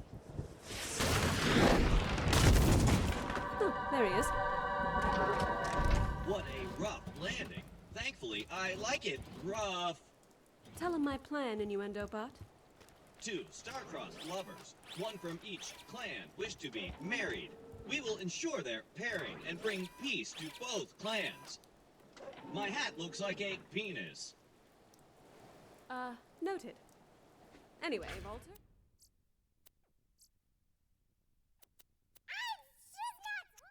The lovers are nearby. Follow me.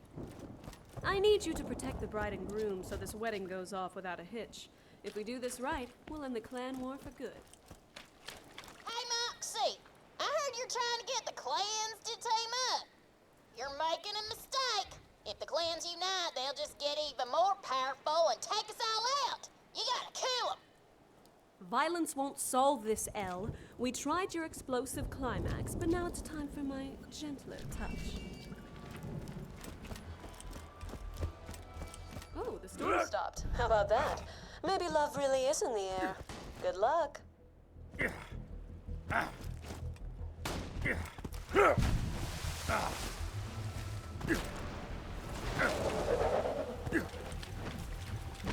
call me a dumbass! You bought us a house with only 2 walls! Piss off, chump! I hate vault hunters, but I'm conserving my energy. To knock the tar out of Colin! Oh, great. I guess there's trouble in paradise, but we still need him to get married if the clans are gonna end the war.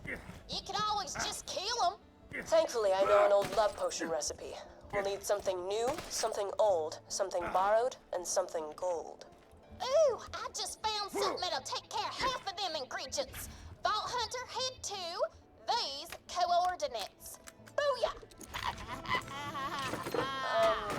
Is that a baby? All right, real talk. Babies are new, right? And he's not yours, so if you take him for a little while, he's borrowed. Huh? Huh? You're suggesting we throw a stolen baby into a potion. No, we ain't gonna hurt him. Just kidnap him. Their vaultiments are taking sweet baby sorrow! Sounds like the Hodunks got time. Great. Better take it out. Yes, kill the Hodunk villagers who are trying trying to protect the baby you just stole. Borrowed.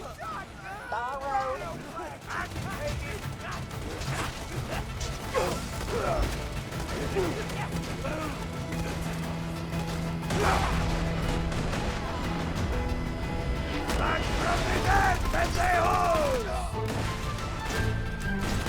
Oh,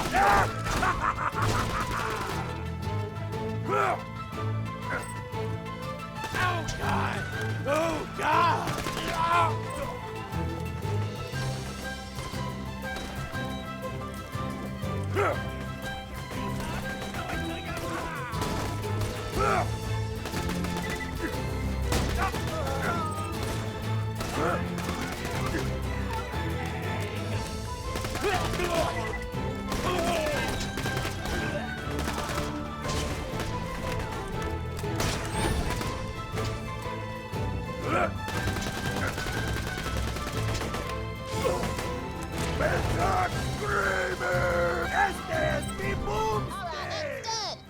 What else does this potion need again?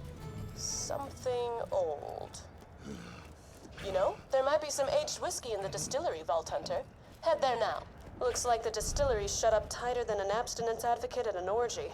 But one of those poor slave bots got locked out too. Maybe talk to him? Woe is me. My beloved girlfriend bot slaves away inside the distillery, and I cannot save her due to my pre-programmed self-esteem issues. That loader should be strong enough to bust open the doors. Why don't you give him some words of encouragement? Blah, blah, blah. Love conquers all. Blah, blah. Romance. Blah. Open the friggin' door. You know what? You're right. Let's go save my girlfriend. Engaging chivalry protocol.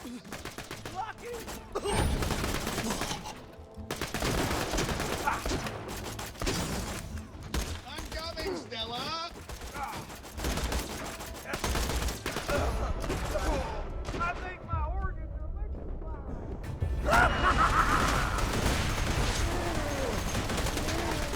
Just hold on, Stella. Your husband body's on his way. Right people, yeah? Come back. Back from the dead, pendejos! Your husband body's on his way.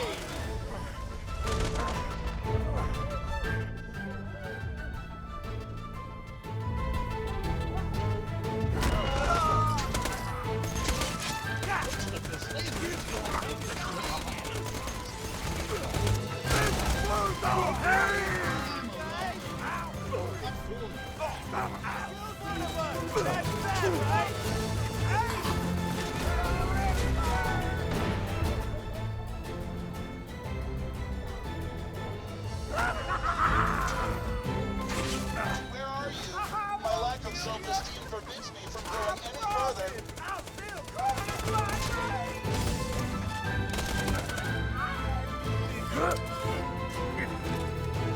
My self-esteem has never been higher.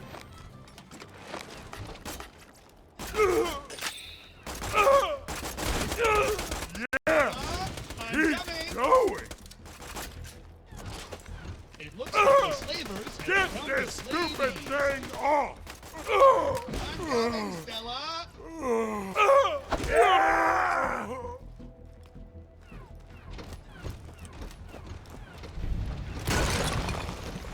Junkbot! Oh, how I've missed you.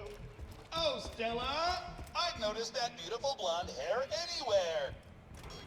That's a lot of whiskey.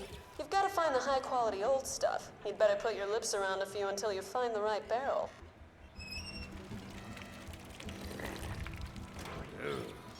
That's the kick of paint.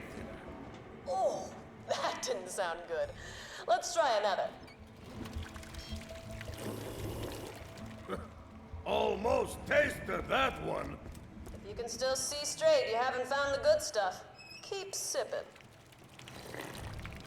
Now that's got some kick.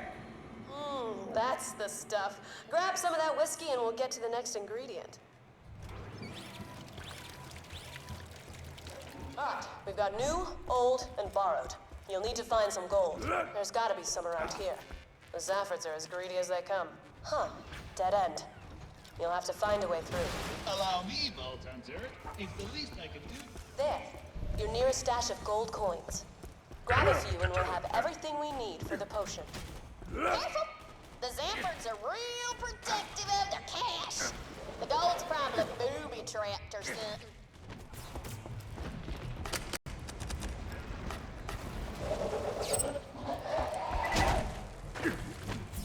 Let's just get this out of the way. Yes, most of my merchandise was ripped from the hands of dead adventurers. It don't have too much fun.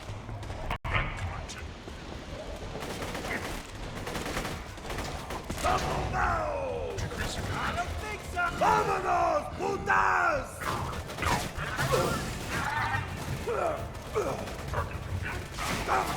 Rage!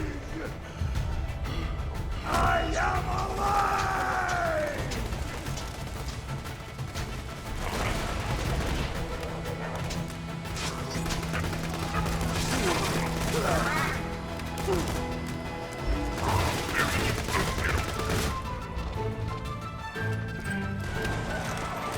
Well,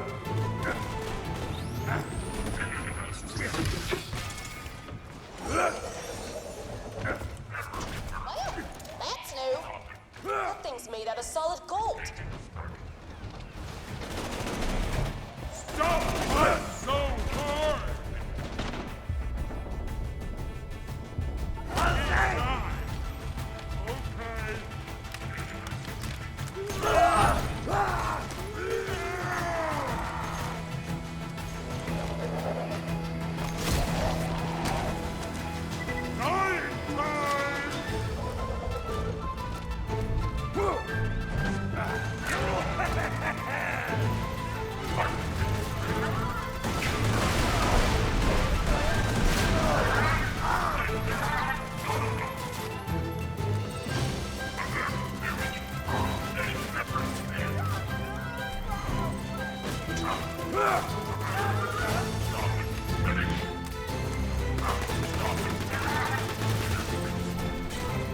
Dragon's head. We've got what we need. You should be able to mix the love potion right there.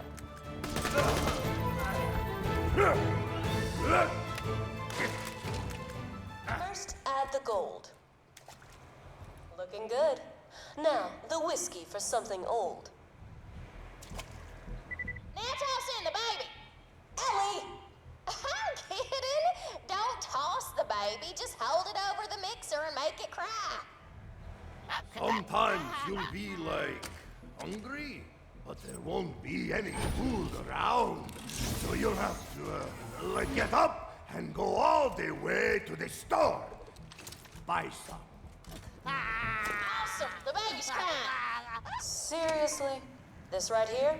This is not something good guys do. YOLO! Never say that again. Sounds like the love potion's mixing as we speak. Hey, with all this talk of marriage, I'm curious. Was there ever a Mr. or Mrs. Vault Hunter in your life? Course not. Have you met me? I look like a fist with hair stapled to it. That's looking lovely. Now, just turn on the machinery to distill it.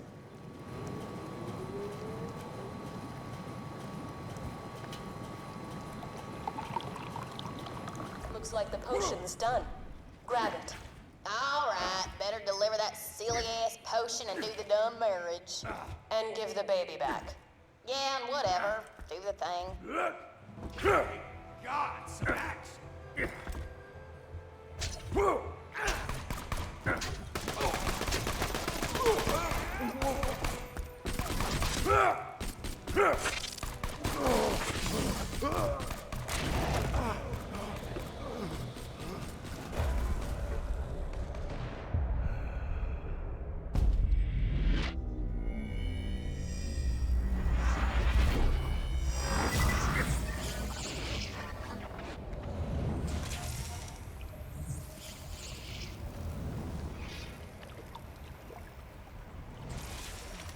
Hyperion Corporation. You don't die until we say so.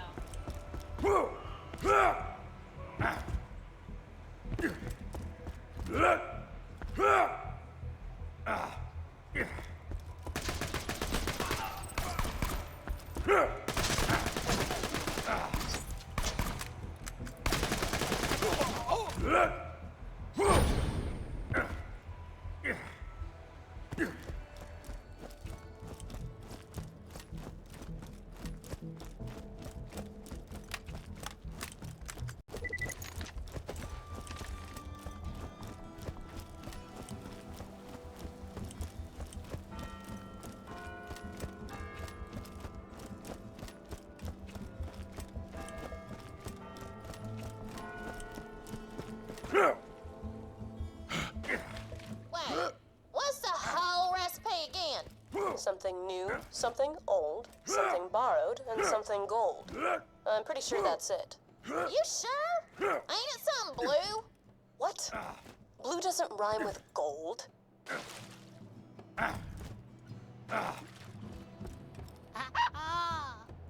Thank you.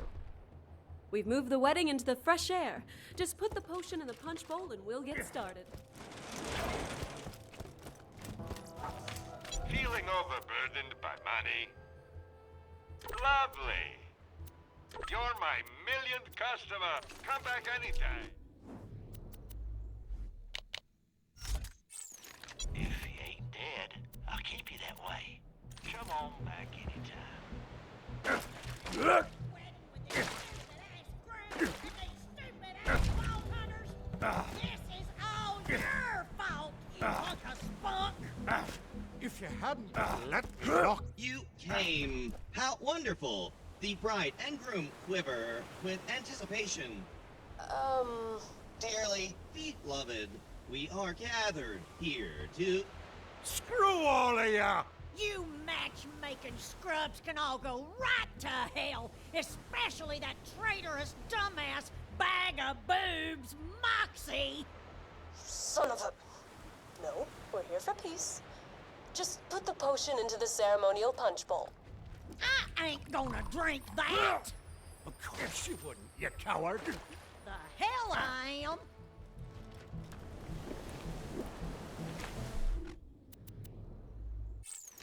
Ha! Who's yelling now? I ain't letting no whore-dung princess outdrink me! Hell no! Say, you look pretty good all of a sudden. Yeah, I'm all flustered.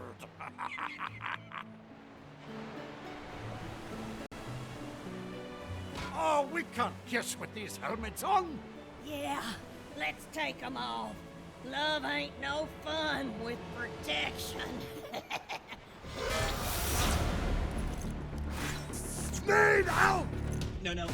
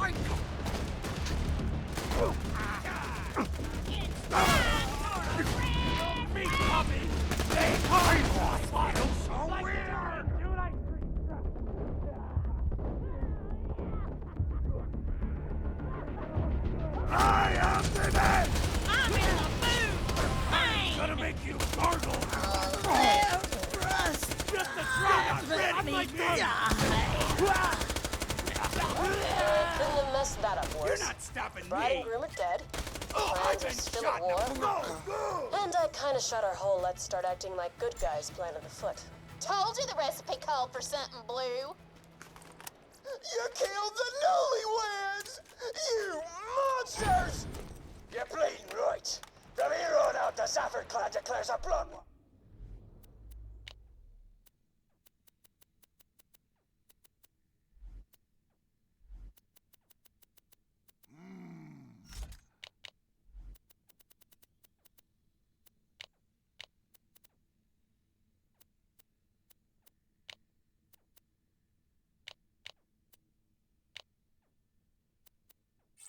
Moxxi and the Vault Hunters. And the Ho-Dunks are with you! Oh, hey, I guess we did sort of unite the clans, even if it's just so they can kill us. I'll call that a win. Hey, remember that time we stole a baby? Catches your eye. Vault Hunter, come back whenever. Pleasure as always. Goodbye, friend. If you shop anywhere else, have it. Trying really hard to find a moral to this story other than violence is good, but, it's not coming.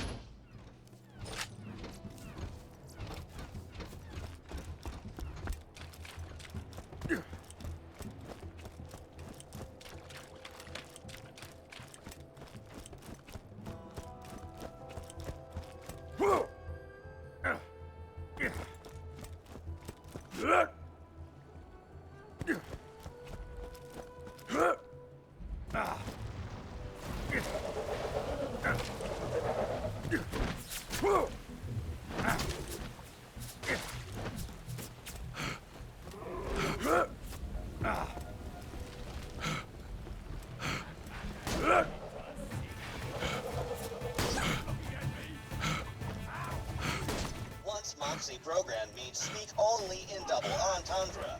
Now I have learned to speak from my heart. That shiftless Vault Hunter's stealing our smoke!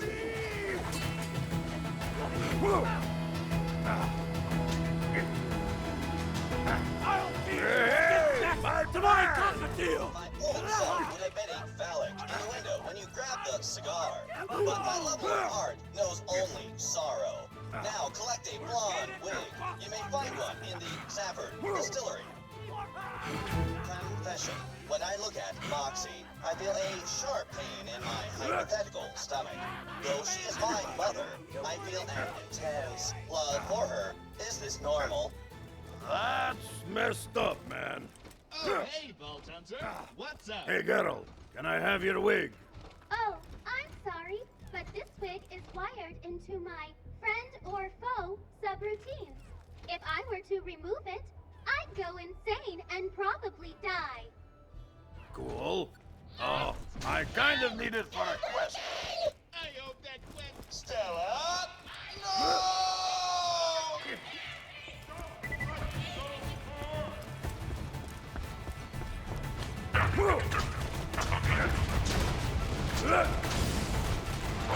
Let's go there! Done. Now find the final romantic gift. Grease. The Safford groomsmen have stockpiled some for a wedding night, rite of passage.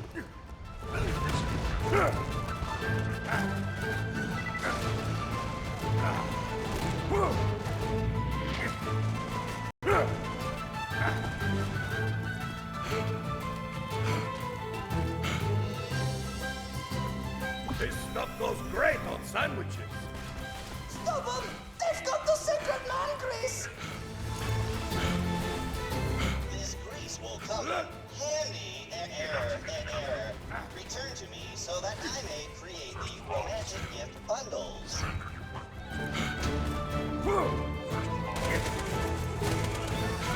Initialize negative.exe. Nice gun. I saw another Vault Hunter with one just like it. Did my compliment / insult make you happy? You can't stop me!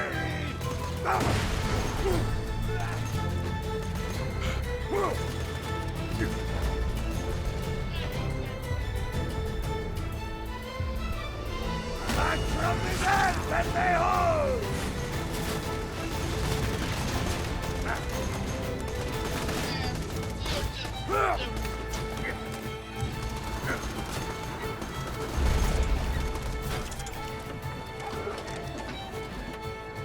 I am in the mood for love.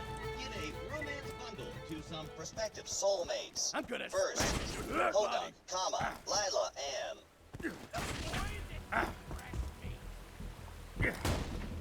I will neg the first subject. Prepare yourself for a compliment / insult the world has never seen. You are pretty, but your hair looks like a drowning burn victim. Wear this wig and love me forever. No. Acknowledged. Take the second Valentine to Zaffer, Nathaniel Lynn, and we will woo him with pure bluntness. Here is a cigar, the universal sign for Freudian lust. Marry me immediately. I'm good. Understood. We must now attempt the nuclear option. Bring the last Valentine to Moxxi, that I may pour out my heart and soul to her. Moxxi, my love for you keeps my gears turning, just as sure as that can of smelly grease. Marry me. Vault Hunter, go kill Innuendo Bot. But why? I thought love was like a shield bar, to be whittled down by the bullets of persistence. No, that's called stalking. I am Sorry. I know now that love cannot be forced. Complete your mission and end my heartbroken existence, Vault Hunter. Oh, maybe leave him alone. Sounds like he's learned his lesson. Fame, sadness, .exe, successful. Never mind. Waste him.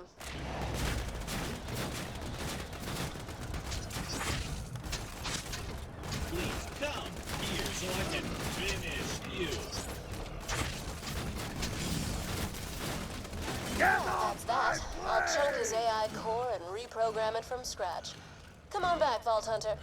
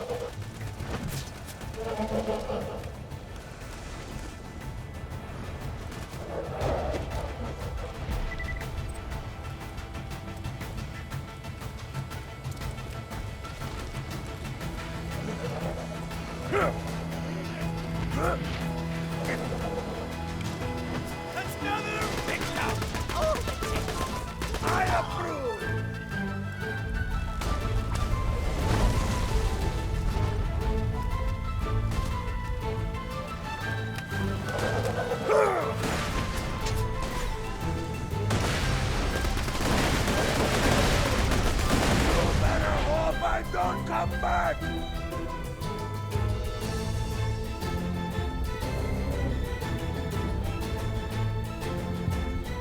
Never dying!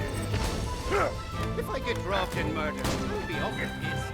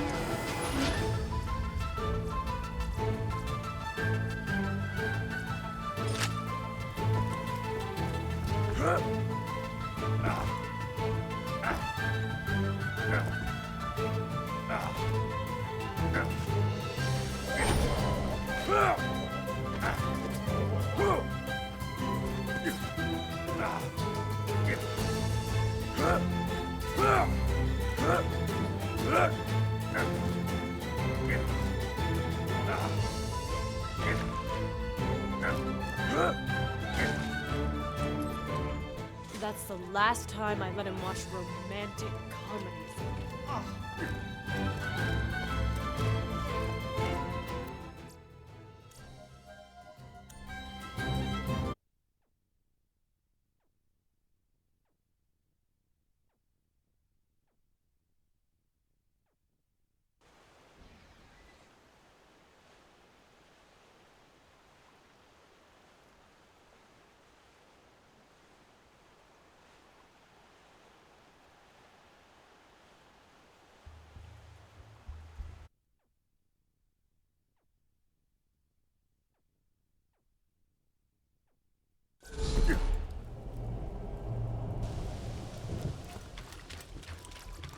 Welcome to my humble shop.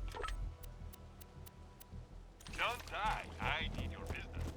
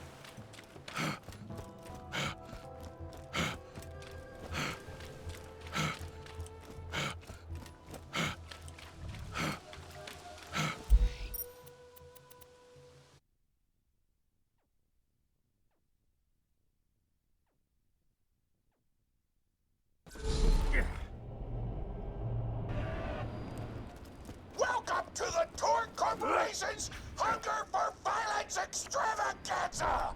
Tonight, we're gonna watch the Vault Hunter take on the Ravenous Wattle Gobbler! But first, I'm interviewing the only Torg contestant to survive a showdown with... Oh, looks like we're out of time! We'll be right back after a word from our sponsor!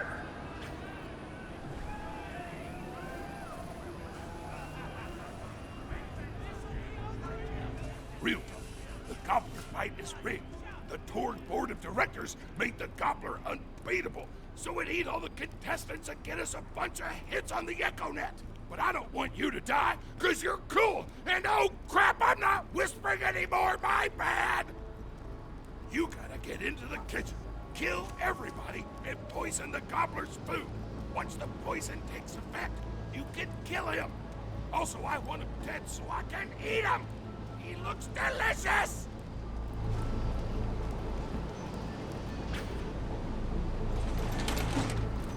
And we're back! The Vault Hunter's in the kitchen, but today there's a new item on the menu.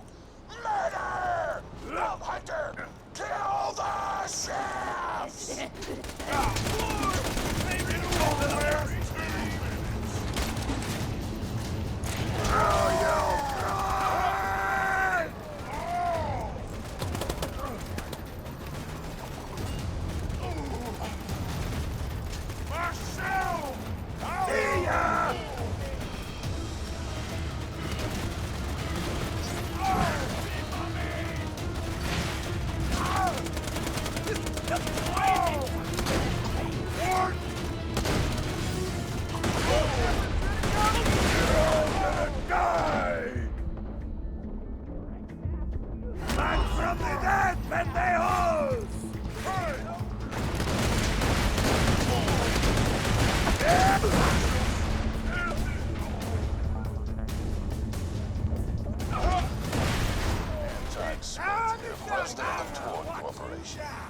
You do well to ignore Torg's instructions if you wish to stay alive.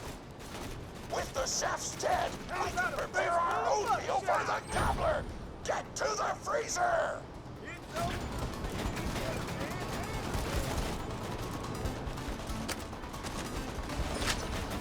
Damn, that door's locked! Let me activate my remote lockpicking program!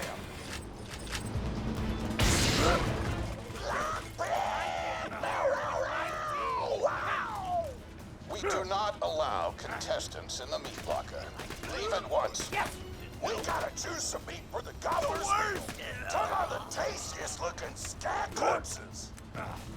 This is totally gonna get me fired, and I don't care! Keep grabbing that food!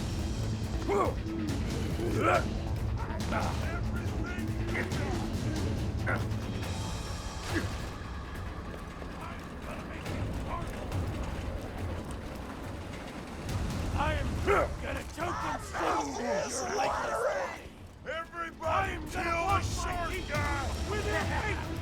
I don't know what you're planning, but I don't like it. Tributes, get the Vault Hunter out of my kitchen!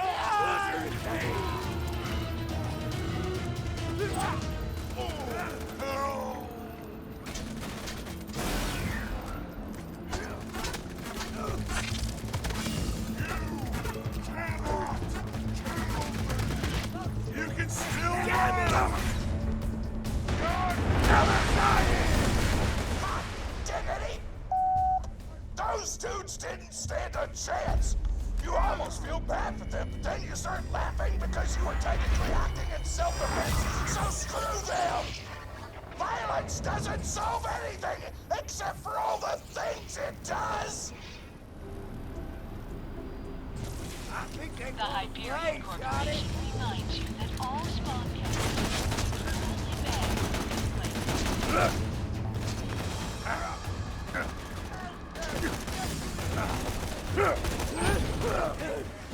Let's do this!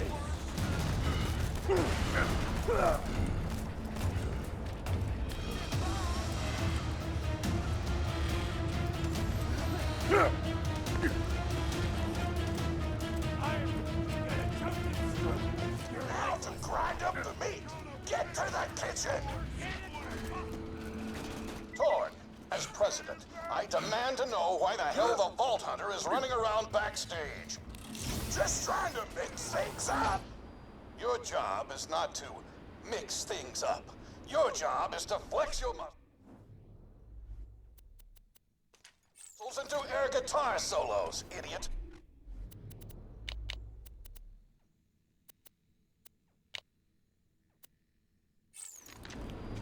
Words can hurt!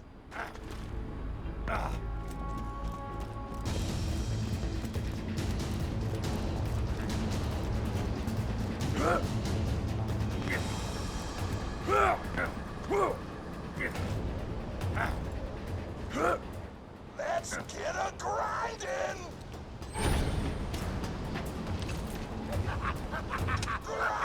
Grinder!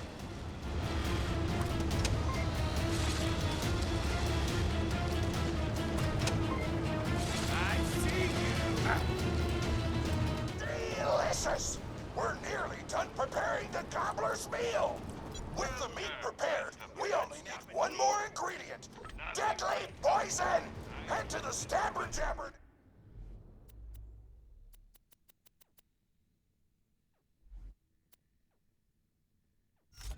Tests.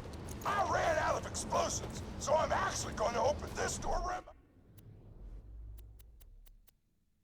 only without blowing it up! Psych!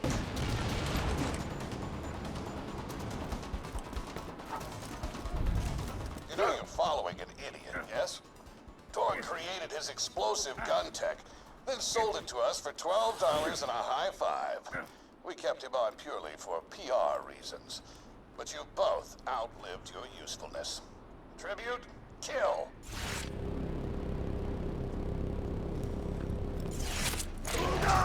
Bitches! My shit! Give me all you got, Gunzerker!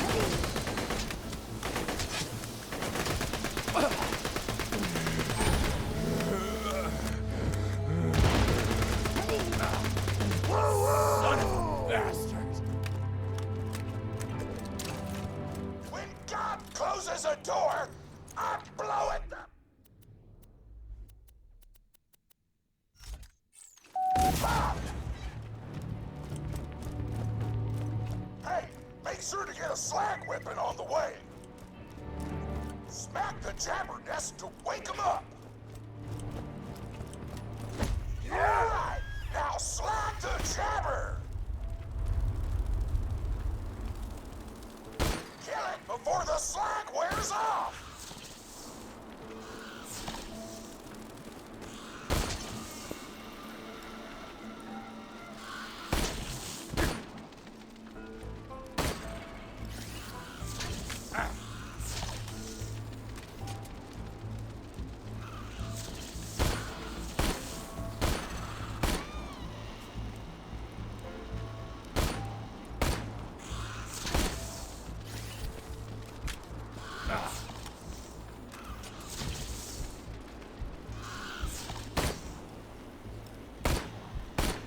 That wasn't so hard.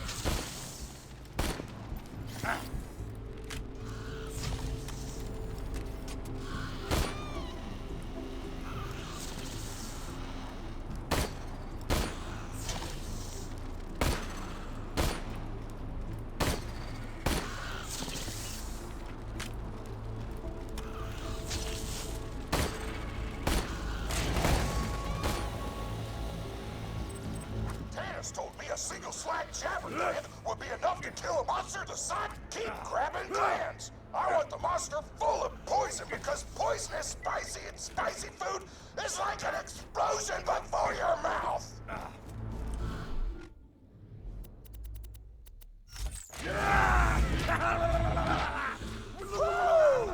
You got all the glands. Now pop them into the Gobbler's dinner and you'll be ready to fight them. Why do you insist on being a moron, Torg? This is why you lost a controlling share of your own company. I knew I should have killed you when I had the chance.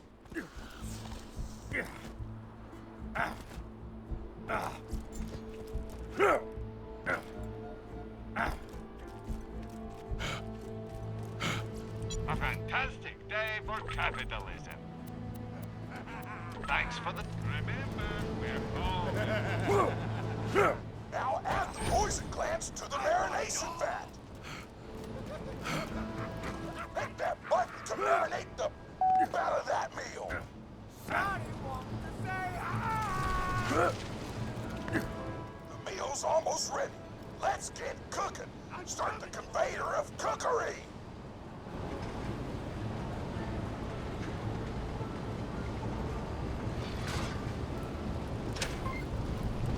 That's it.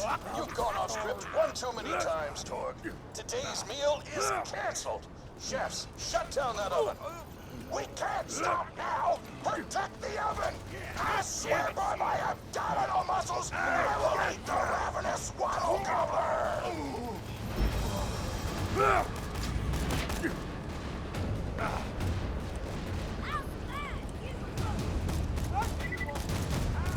Chefs want to shut off the oven. Stop them from doing so!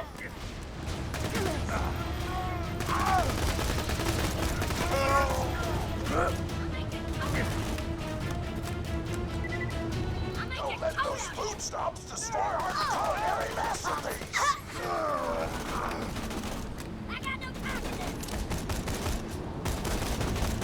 Restart the oven! I will not serve lukewarm! Don't let the chefs near the oven or they'll switch it off!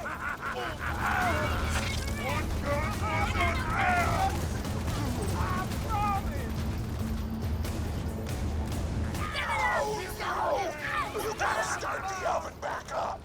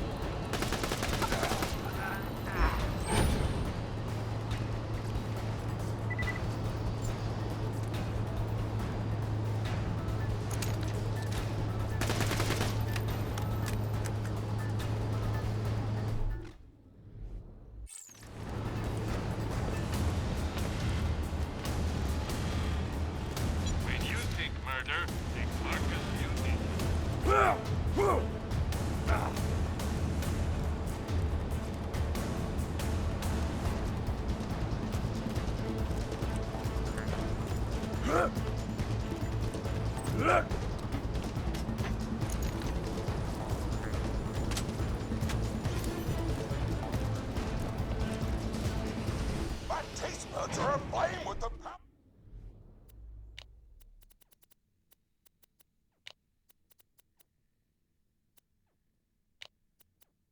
of 1,000 nuclear bombs! My mouth is watering so much you could drown a small village in my cheeks! The taste apocalypse is upon us! Let's just get this out of the way. Yes, most of my merchandise was ripped from the hands of dead adventurers. Farewell, friend. Stay alive out there. Check back later to see my new weapon of the day.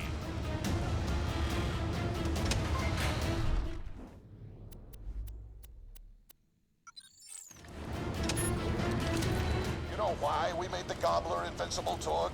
So you could kill him. After dozens of failed attempts by other contestants, you were supposed to finally kill it on camera while wielding our most expensive guns. You would have looked like a hero. Why be a hero when you could eat one?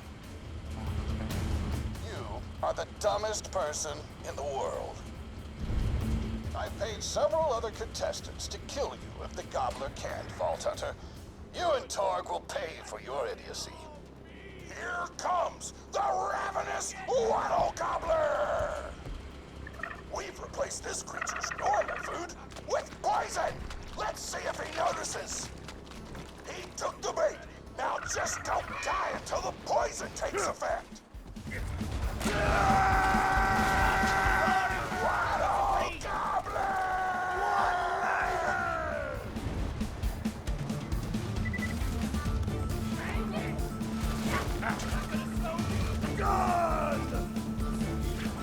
No, you idiotic merch!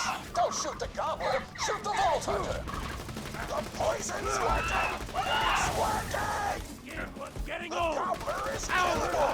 Let the apocalypse begin! Ram this down your throat! I need a powerful woman! Right now!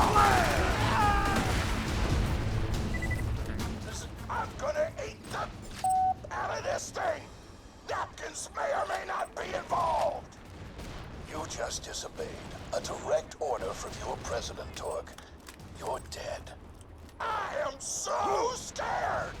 I know you can't tell because of the tone of my voice, but that was sarcastic! Anyway, come on back whenever, Vault Hunter!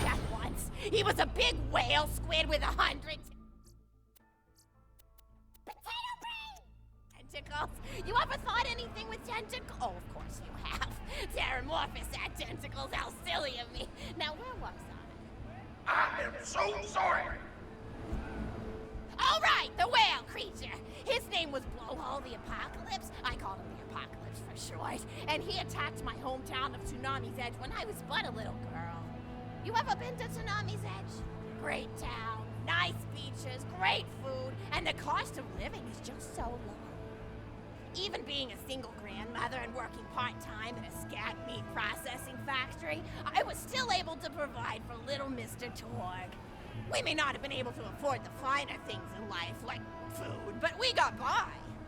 After all, Mr. Torg and I didn't have anything but one another after that horrible gas leak blew up the iridium mine, killing my son and his lovely wife.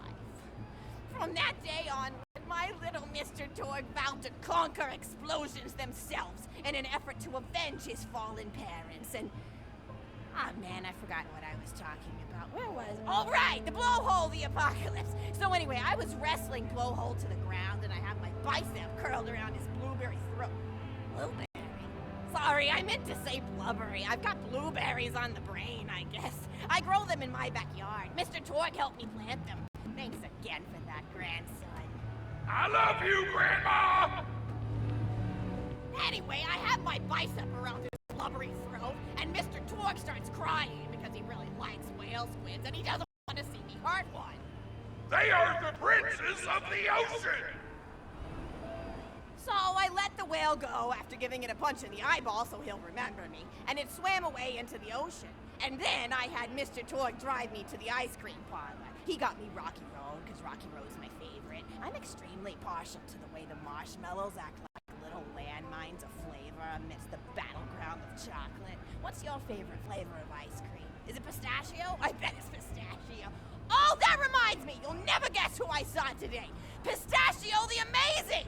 He's a magician who studied under Crazy Earl, so he's got that weird mustache, you know, but I saw him make a rack hive disappear. A whole rack hive! I said to Mr. Torg, Mr. Torg, wasn't that amazing? And he said, yes, it was, Grandma.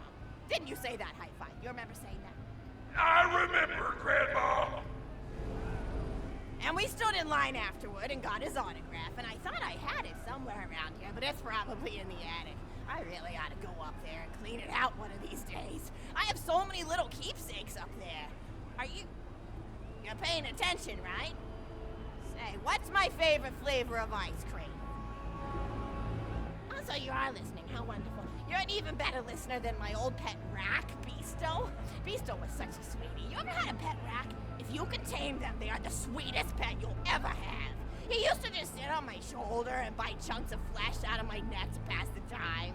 I still remember the way he used to tweet. He went, tweet, tweet. It was so cute. I had a conversation with him once. I said, Mr. Beasto. He liked being called Mr. Beasto. It made him feel like an aristocrat. I said, Mr. Beasto, you're looking very cute today. And he said, oh, thank you, that's so nice. Or he tweeted in a way that made me know that's how he felt. And then he lowered his little head like he was taking a bow. It was adorable.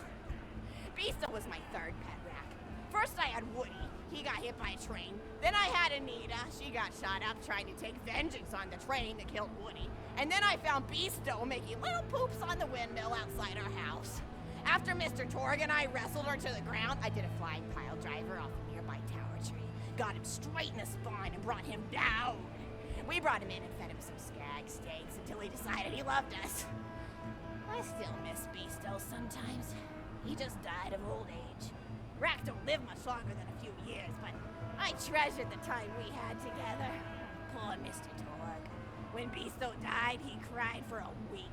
The kids made fun of him in school, but I told him not to pay them any mind. Being in touch with your emotions is not a character flaw!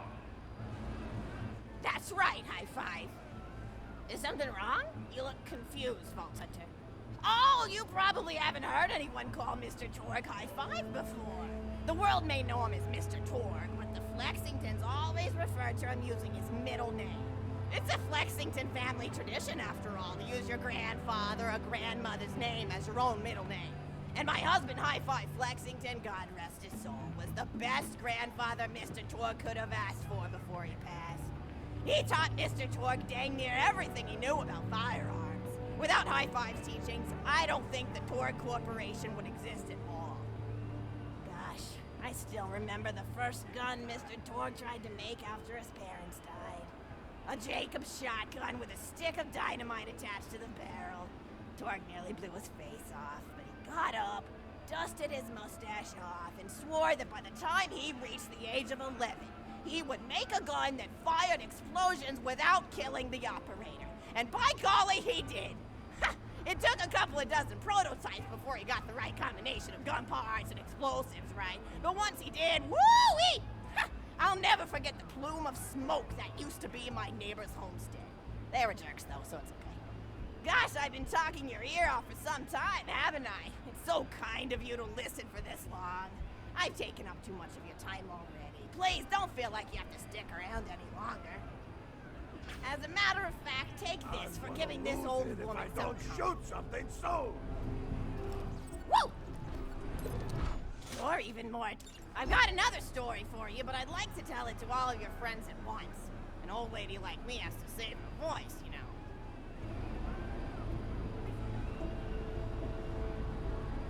Oh, you still want to talk with me? How incredibly sweet of you.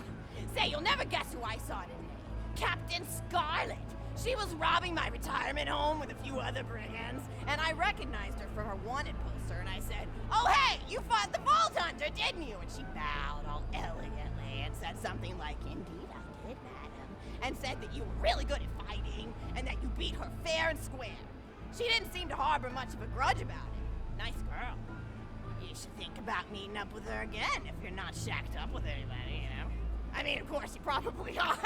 Gorgeous hunk of a Vault Hunter like you.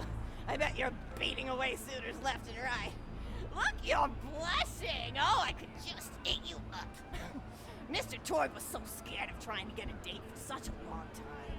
He used to go to parties in high school and just stand in the back without talking to anybody. I am an introvert! I tried to tell him, I said, don't worry about chasing love. If you chase your dreams, then love will follow. See, that's the thing people don't get. You watch Echo films and they're just awful. They teach you that the only way to be with someone is just to pursue them over and over until they decide they like you. In reality, you know when you like someone almost immediately. You can't really convince somebody to fall in love with you. You just look like a stalker. But if you do things that you're interested in, like making guns that explode or killing mercenaries, then people will see that confidence and skill you have and they'll be attracted to it. But there's always a fine line between that kind of confidence and narcissism, you know? There's nothing worse than somebody who wants to be famous. I remember when Mr. Torg first sold his weapons tech to that board of directors, he was pretty egocentric for a while. Taking pictures of himself and posting them to the EchoNet all the time. Trying to hobnob with every celebrity that used his weapons. He came back home one day with a supermodel under each arm, and I said, "Mr. Torg, what are you doing? You've lost sight of who you are. It's been weeks since you actually created a new gun," I said. And it was true. He'd been more obsessed with being well known for doing something great than with actually doing something great. It was a dark point in my life. Thankfully, High Five listened to me and got to work on what would eventually become the Kerblaster. You a fan of the Kerblaster? That was always my favorite. That and the Flacker, which I know a lot of people hate. But there's more to combat than just brute efficiency in this old lady's eyes. Style counts for something. And there's nothing quite like filling the air with tiny little explosions.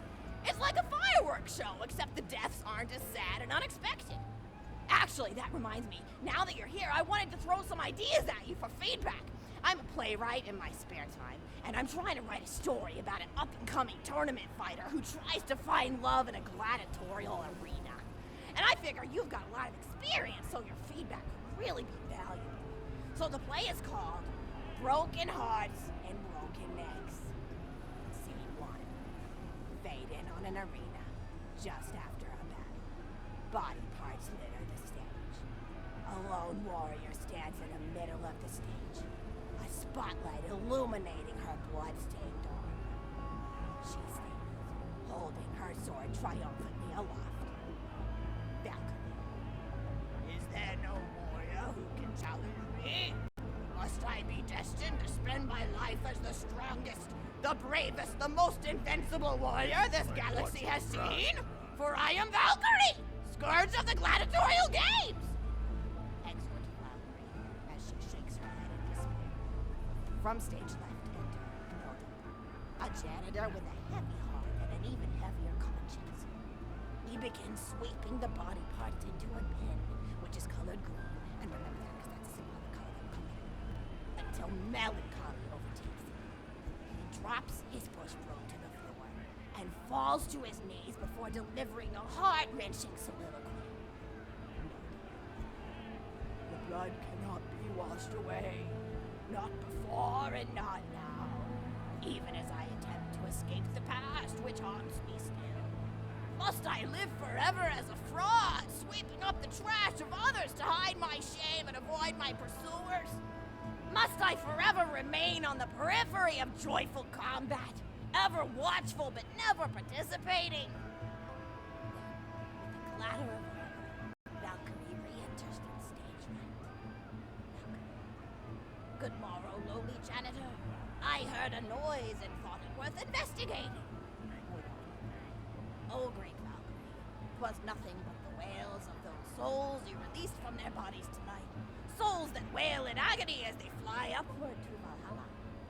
Valkyrie. Fools! What have they to wail about? Their agonies are over, ended at the point of my sword. Mine, however, have only yet begun, for it is lonely at the top, and an unchallenged life is a boring one.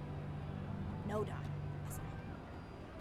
if only I were able to tell her my true identity, I would give her a fight she would not soon forget.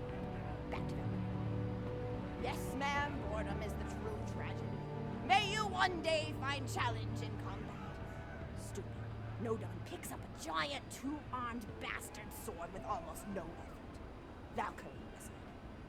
What is this? Stage left. Valkyrie. What strength this janitor possessed?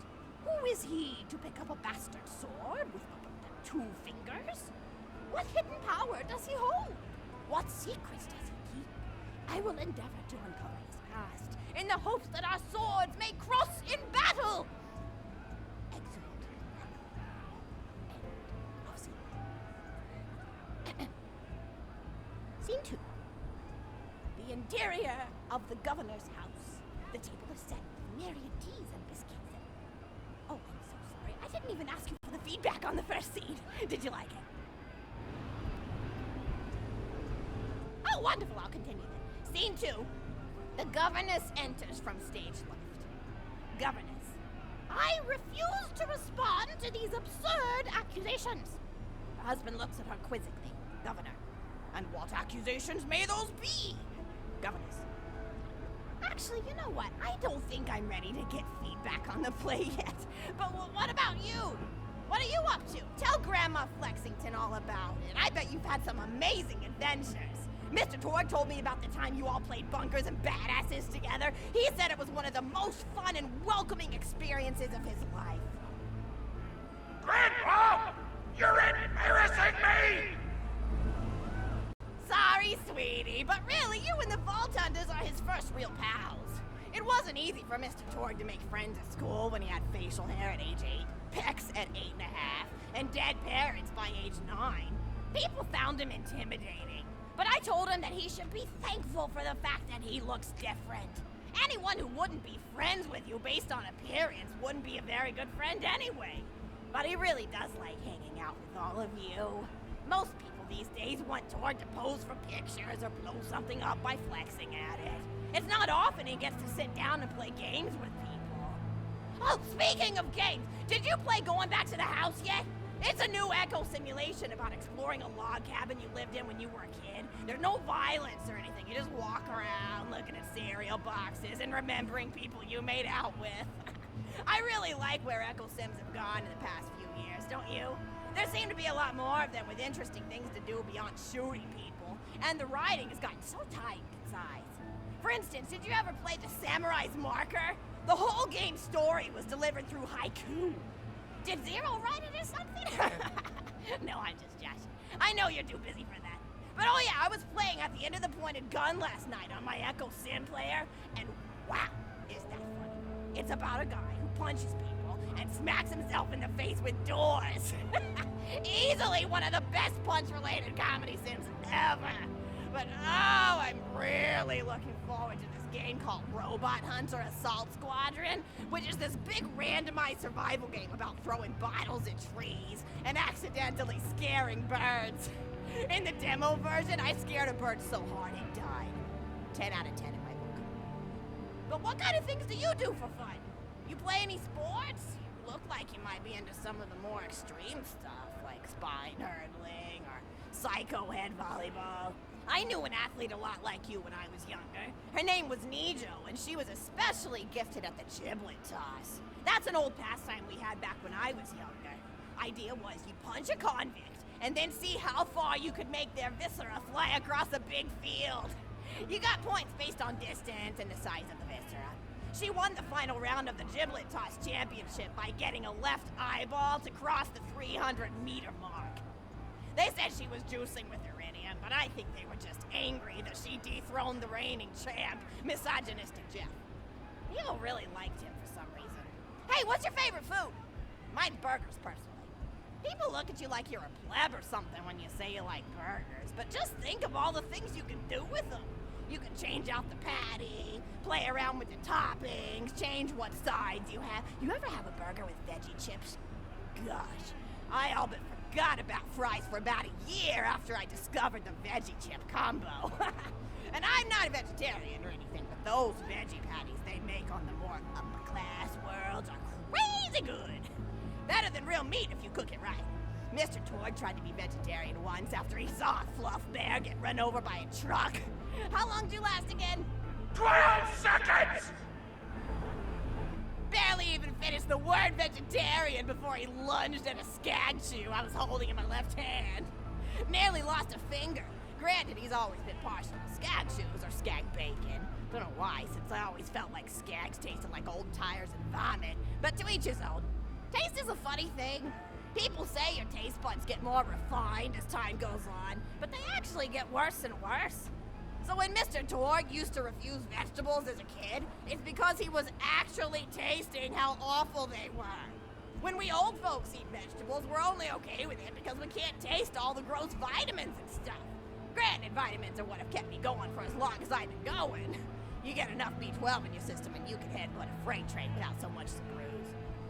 That reminds me, I need to get my pills ready for the rest of the week. I have one of those little metal containers split into different sections for each day. It's really helpful. And the sides are sharp enough that I can use it to ward off burglars if I need to.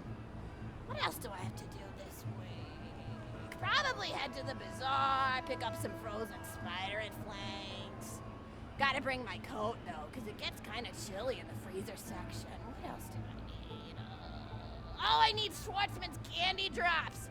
Gosh, those are delicious. They're so smooth and sweet. Just thinking about them, I could go for one right now, couldn't you? Do you think you could go find me one?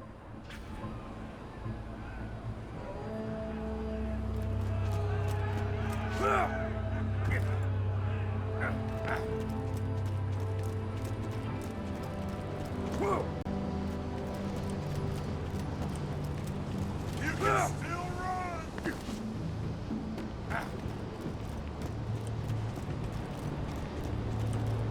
Welcome to my humble shop.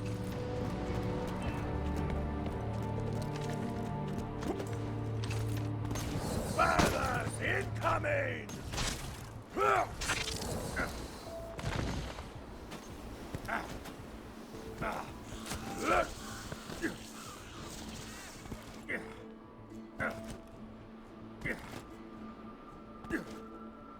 That's a Schwartzman candy drop. Grab it for me, will you? Oh, I can taste it already.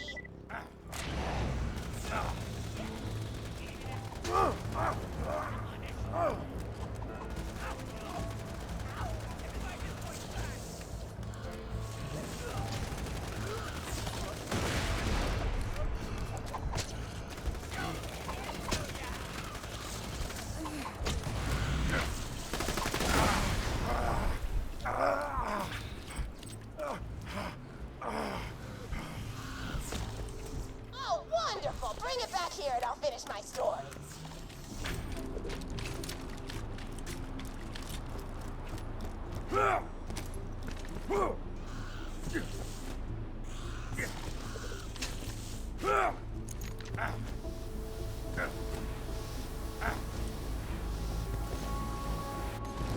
Oh, look! Spathers!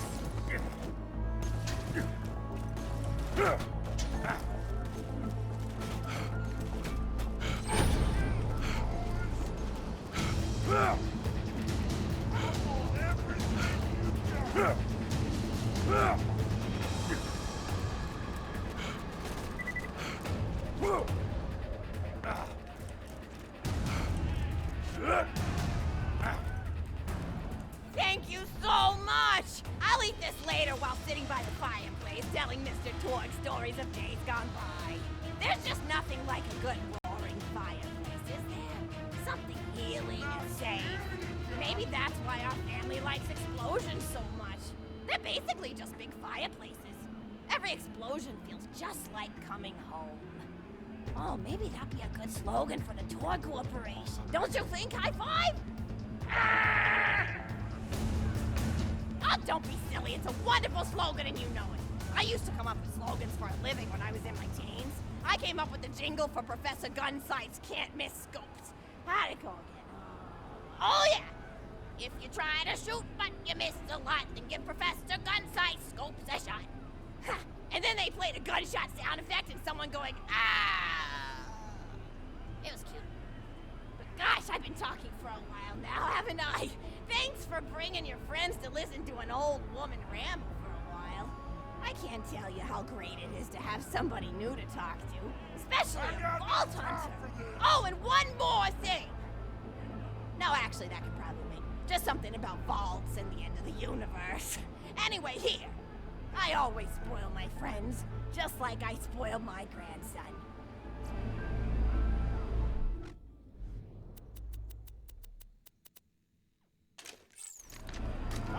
Enjoy!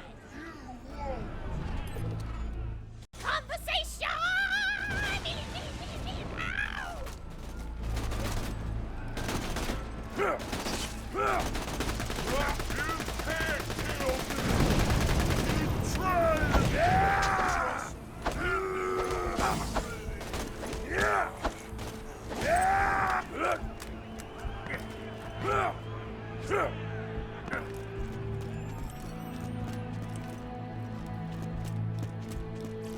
When you think murder, think Marcus Munitions. 2 words, my friend. No refunds. Later, Vault Hunter.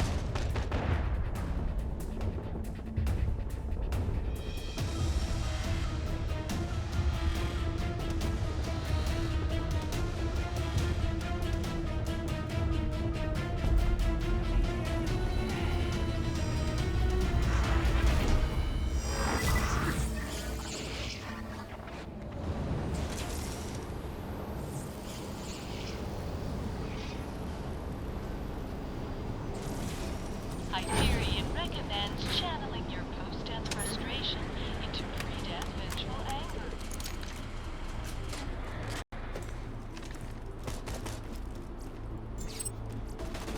I've seen better.